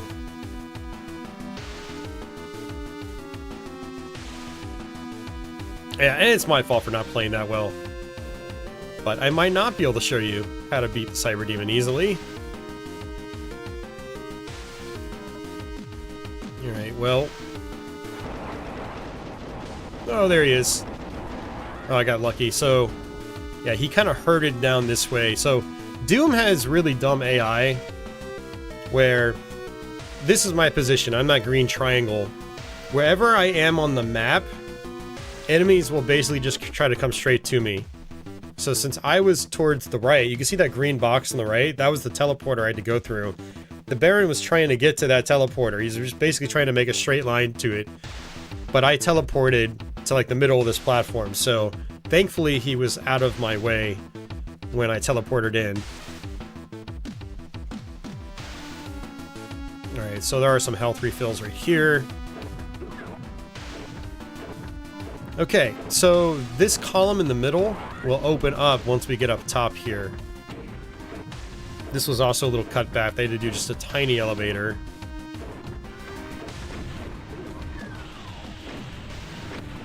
There we go. We also have a lot of Kaku demons up there. And so a good idea is to not fall down like that. I want to kill the cacodemons first. Just let them come down here.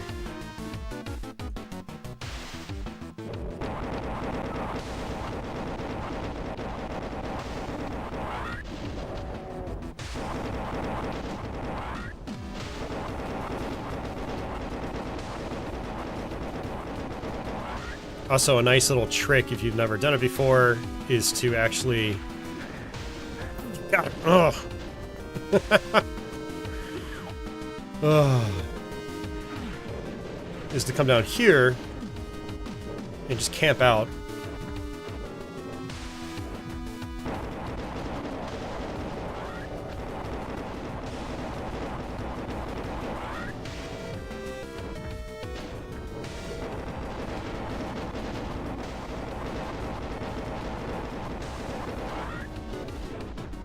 You know, when I play console versions of Doom from this era, I always play extra safe because you don't have mid-level saving in any of these versions. So it's like you got to do the whole level over again when you die. So you don't want to accidentally blow yourself up.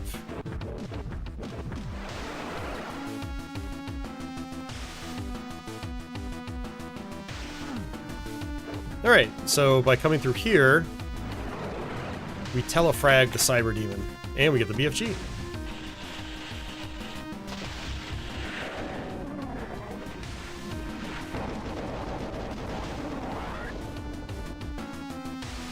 And if we wanted a bonus level, we would lower this platform, and then this wall opens up down here, and that takes us to the bonus map.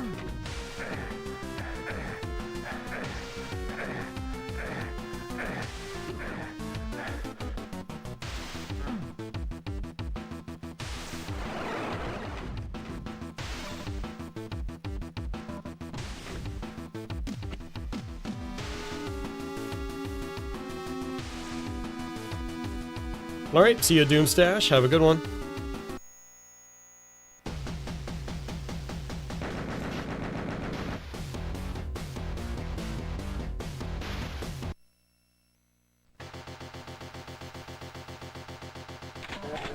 Alright, this map gets pretty chaotic as well. But we're nearing, we're a little over the 2-hour mark right now. I was going to actually head out around the 2-hour mark. So what I'm going to do is actually go ahead and quit, and we're going to fire up a couple of TNT maps. And then after that, I'm going to go ahead and call it a night. And, yeah.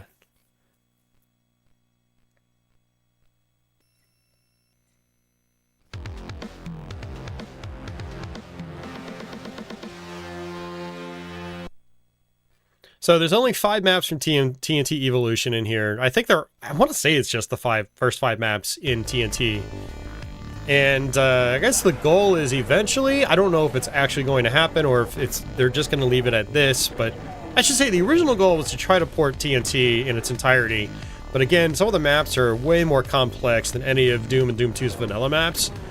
TNT Evilution was created by, the Doom modding community back in the day, and some of those guys were trying to push the engine further than what the original vanilla versions offered. So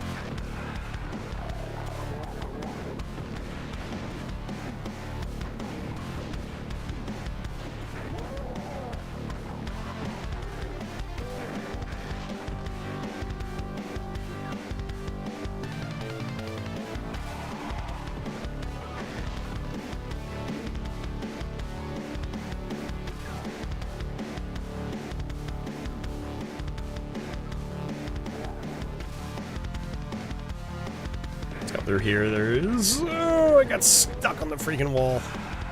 Knew that was gonna happen. Oh, jeez, I'm dead. Most likely dead. Alright, there's probably one more.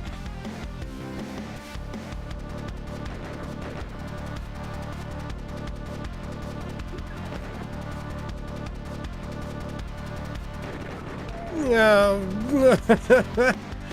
Okay, that's really close.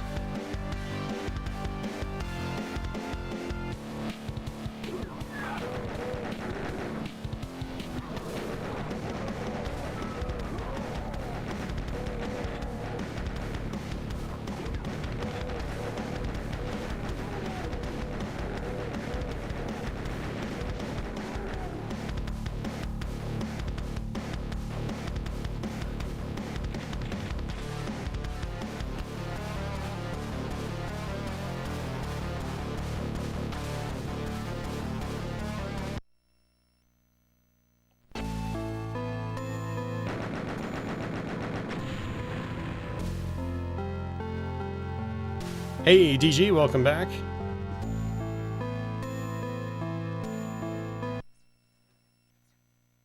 Yeah, the thing about that first level, system control, is that if you're trying to do what I did in the beginning, which is just punch everything, it's kind of risky. It's more risky in this version. Enemies just seem to hit harder. And of course, with the slightly lower frame rate, it's, you know, a little bit harder to work with as well. So that adds to the challenge.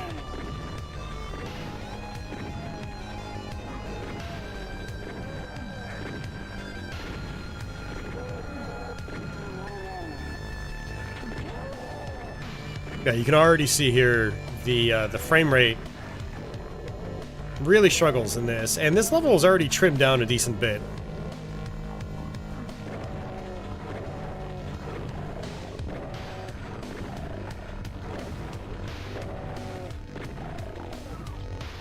So, and this level isn't even all that big compared to other TNT maps.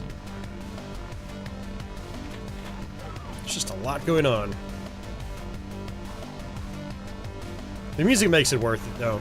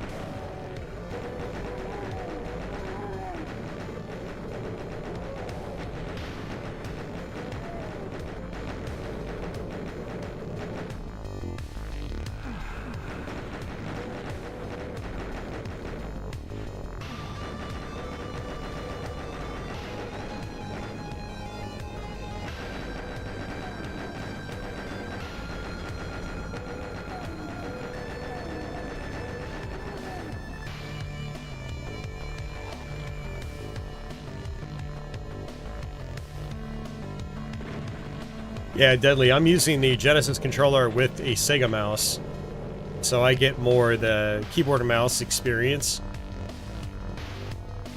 When I first was testing this, I was just using a control pad, and yeah, it is a lot more challenging.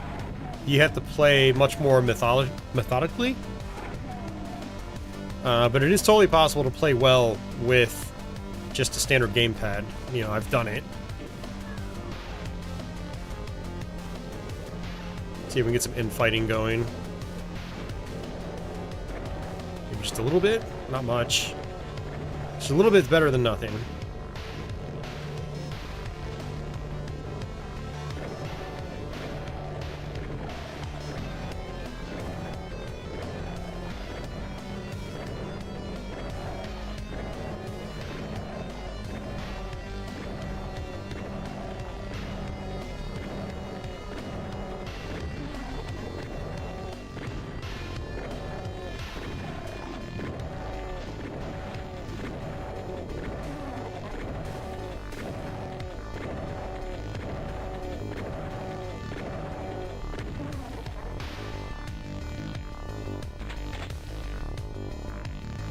Crestline has never played keyboard and mouse on any FPS. What?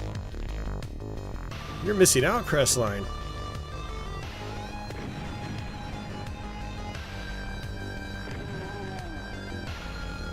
Yeah, there's some real, like, fast responsiveness that you're missing out on. Modern analog controllers have gotten, you know, for this kind of game, they're much better than, you know, the old D-pad and face buttons were for, like, a Genesis, but yeah, keyboard and mouse is still faster and more responsive than that. Especially when you're playing on, like, PC, and you're playing at a high frame rate, like, that keyboard and mouse control just gives you so much more flexibility to be fast and accurate, and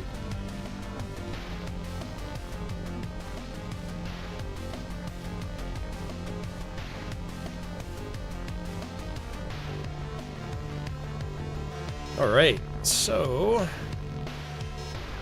actually come back down here. It hasn't opened up yet. I always forget what opens that.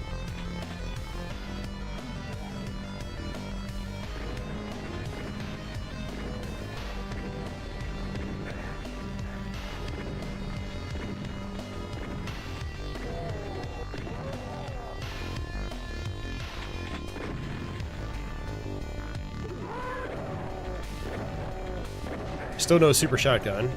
Oh, we got chain gunners over there.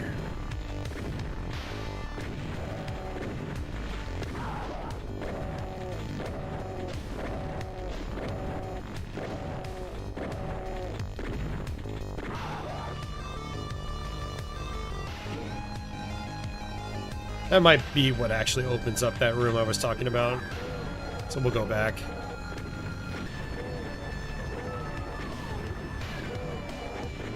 Good old Revenants.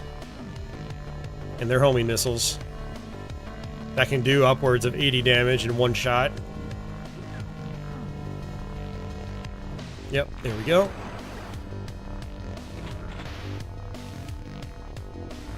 Ooh, look at that. I can strafe front over there.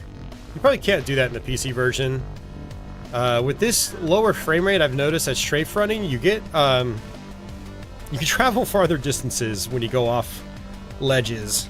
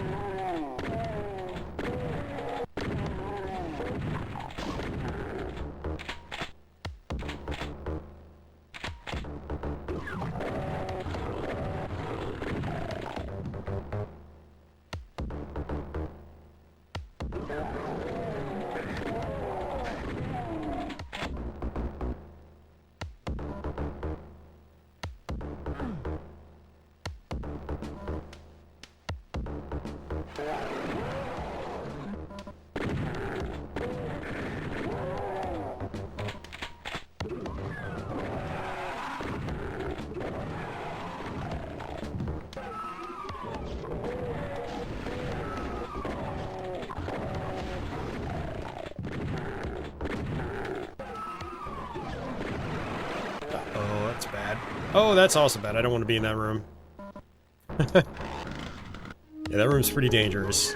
You want to be on the outside of that room, shooting in. Also, this area is pretty dangerous, too.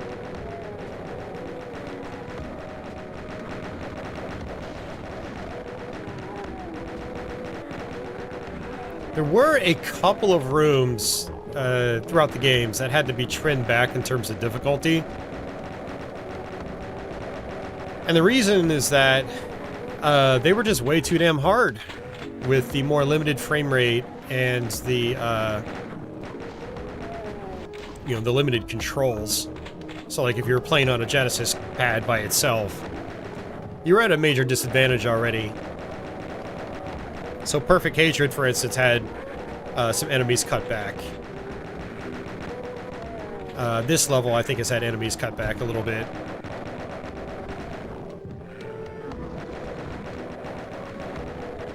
There is a super shotgun in this area. I'm just trying to kill all the enemies on the outer ring first. Hey, MD Mister, welcome back.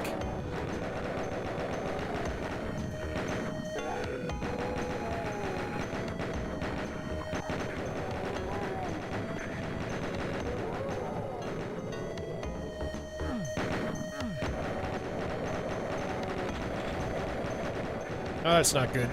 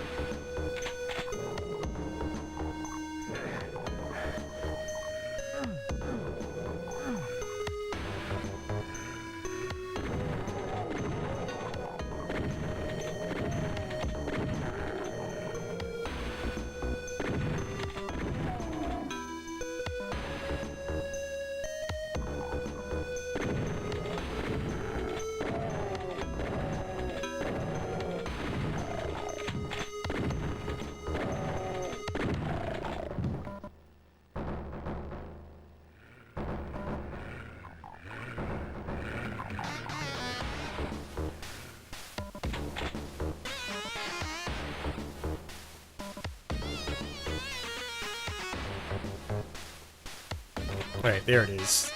Super shoddy. Alright, let's come back up. We'll have to go through these teleporters. Red key. Not much in the way of health pickups.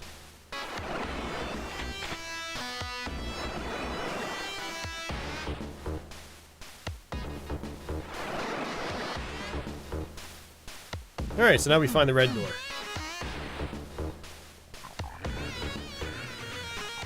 MD Mister, this is TNT Evilution. It's a part of the original Final Doom. This version only includes 5 of its maps. More may be added at a later time. Still not, I think, 100% set in stone. We will see. Alright, I'm going to drop down to grab that. That helps just a little bit.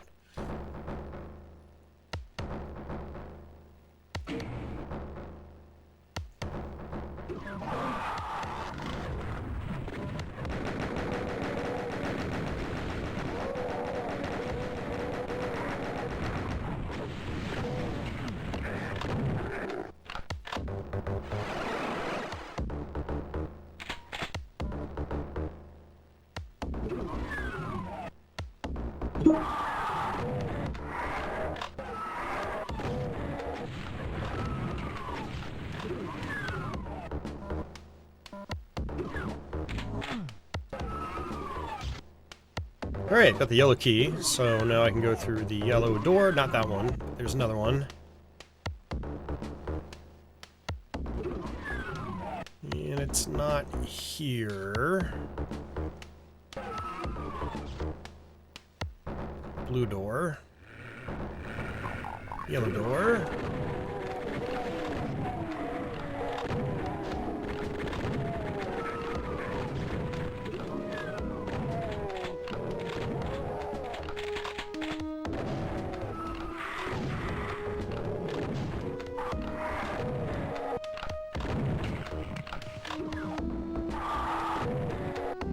So an arch vial would normally be there in the PC version, but because the arch vial is not in this port, again, resource constraints,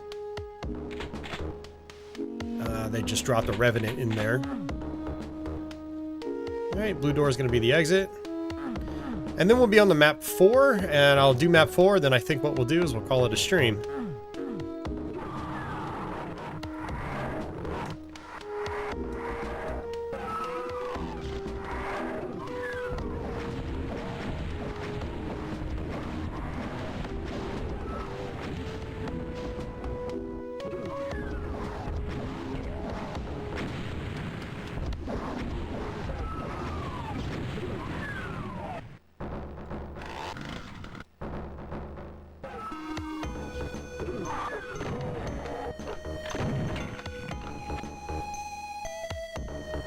Actually, we'll see what map 5 is. I think last time I tried testing this, map 5 wasn't implemented yet.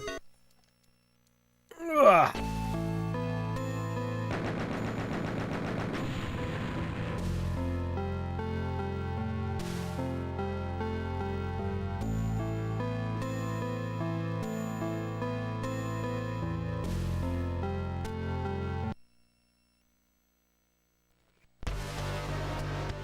Wormhole.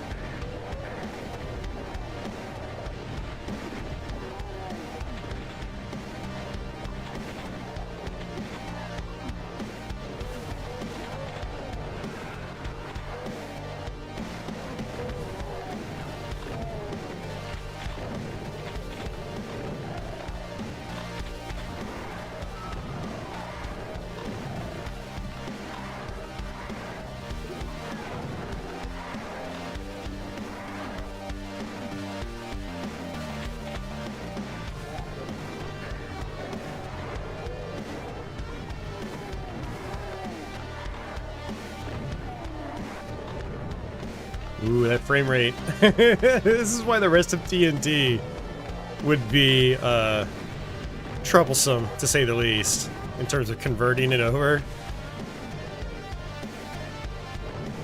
I mean, I'm already seeing things they could probably do, like maybe have this inside area just be completely solid, as opposed to there being like a sky texture. Might help. These teleport textures you could probably just get rid of. Just make it all silver. That might help. Oh, I'm noticing that there's multiple vertices here. You can just make them square columns. You don't need to have them semi-curved, so that would save on geometry.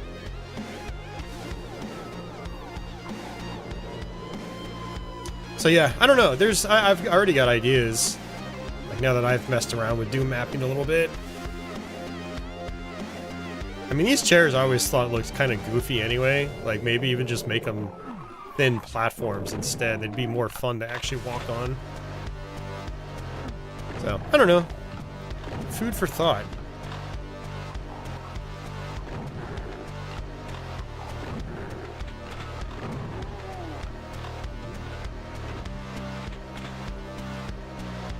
The TNT Mini here, this was just meant to be a bonus.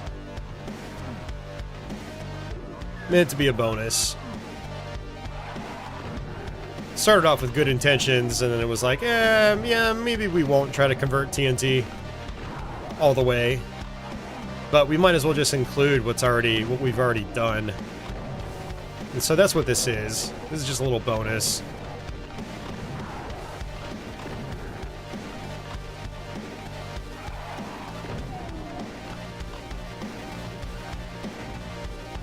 And Mittens, if you're still out there, you should finish up your WAD and include it in the next release. Alright, so one of these actually drops down below. And can't seem to find it.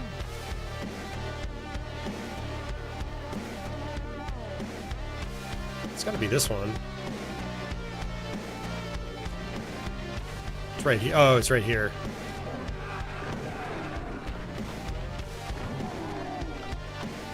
Also, Crestline, I hope you're happy. I know you are a simp for TNT Evilution.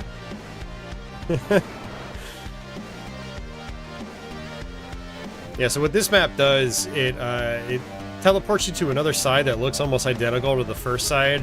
It's a little confusing if you've never played it before.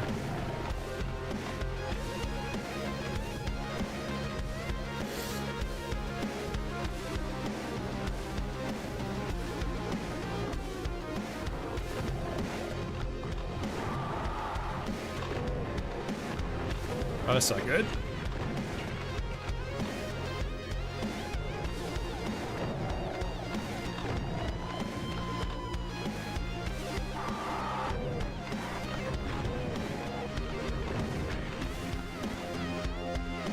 Yeah, Liberal Arts guy. The 32X CD version here could definitely do some maps from Plutonia, without a doubt. Like Plutonia's first map, for instance, it could totally be able to do that.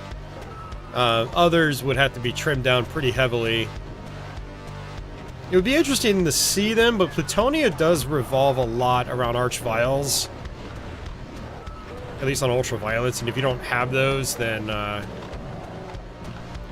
the maps have a totally different feel. I mean, hell, there's one map where the only enemy is the Archvile. There's like 17 of them or something crazy like that.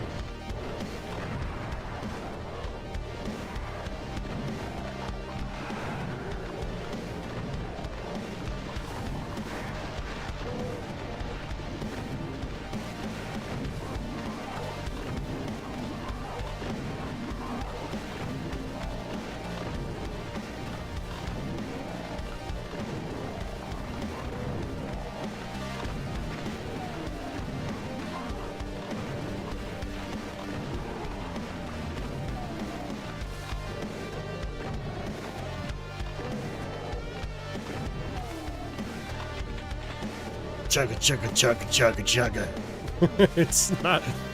It's having a hard time here. Alright, so if I went into video settings and did this... Ooh, very tiny, but hey, runs a little bit better. Even in this area where it struggled. Actually, I mean, at points it gets up to 30 FPS, which is pretty crazy.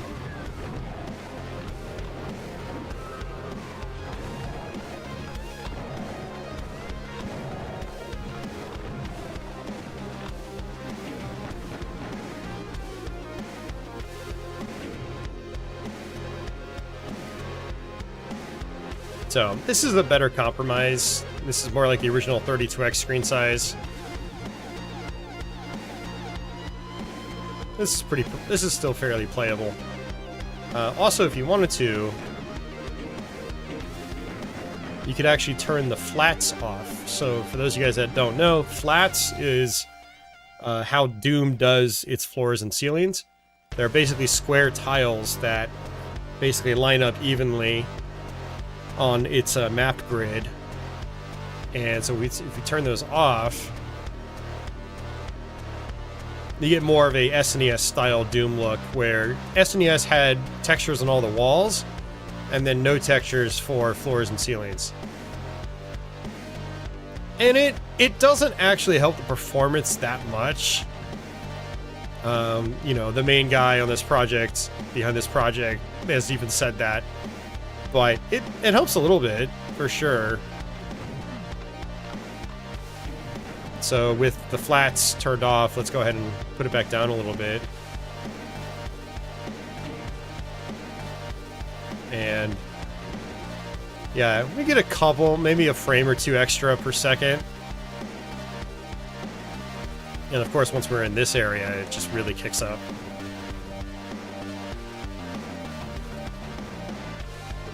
Ooh, Mitten says it's still twice the resolution of the original 32X one at the same screen size. That's nice.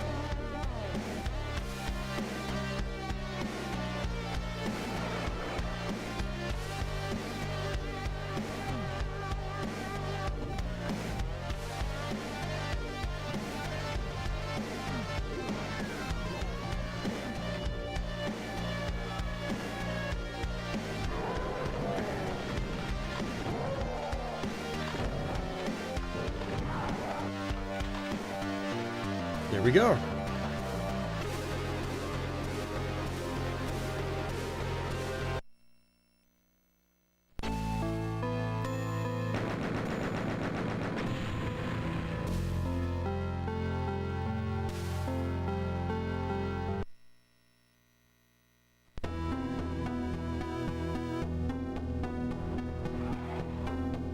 Oh, yeah, this map. I remember this.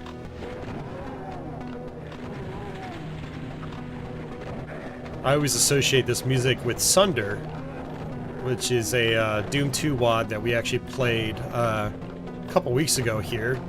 I played it many times on my channel. but the creator of that WOD used this tune.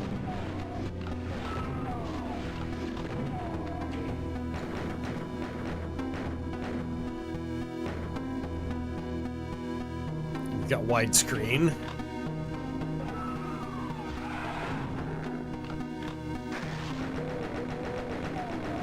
Anyway, I'm actually not going to play through this map, guys. I'm going to go ahead and just swap over to something else.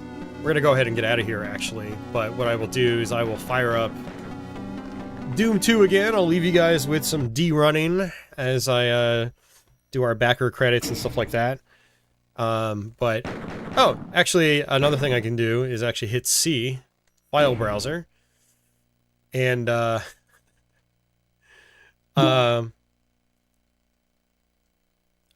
Vic, as a joke, actually had the original 32X Doom music in here, and I'm not seeing it anymore.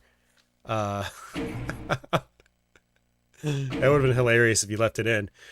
But yeah, he's even got some Plutonium music in there. Well, actually, I thought Plutonium mostly used Doom 2's music, but yeah, I don't know. Maybe they had some extra custom tracks in there. It's been a while since I've played Plutonia. But yeah, it's the original final names for the music. And so D Running is the first level theme. And there we go. So guys, that is going to do it for me. That is Doom CD 32X Fusion. That name is a handful. But yeah, super glad this thing is out. The guys working on it have put in tons and tons and tons of time to this project for a long time now. So it's great to see it come to fruition fully, and it's available to download and compile. So again, you will need the original Doom and Doom 2 WODs in order to play this. You'll also need a Sega 32X and a Sega CD and a 32X flash card if you're going to do it on real hardware. Otherwise, you can use a software emulator such as ARES, A-R-E-S, and yeah, give it a shot. And if you do, let us know what you think. There's a Doom World thread I've got linked in the description box. If you have a Doom World account, go there, post your feedback, post any bugs or glitches you might even run into, actually. And if you don't have a Doom World account, sign up and just jump into the thread. Let the devs know how you feel about this. And yeah, hopefully you guys enjoy it.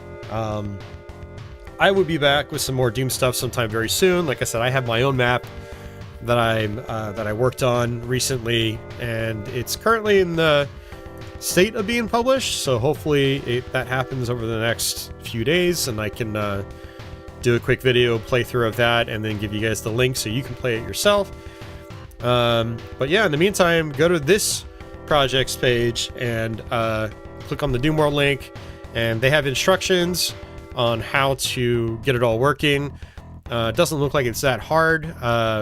They have X Delta patches, so if you're familiar with ROM hacks and stuff like that, it's that process, going through and patching a few files. All you have to do is just have the source files, and so yeah, it's all there on that Doom World thread, so go check that out. But yeah, thanks for watching, guys. I appreciate you hanging out. It's a good turnout tonight, unexpectedly. But yeah, I'll have the archive up sometime tonight or tomorrow. I'll make sure I have each of the games time-coded, so if you want to just skip from game to game, we did Doom 2 towards the beginning, Ultimate Doom halfway through, and then TNT last. Yeah, just look at the time codes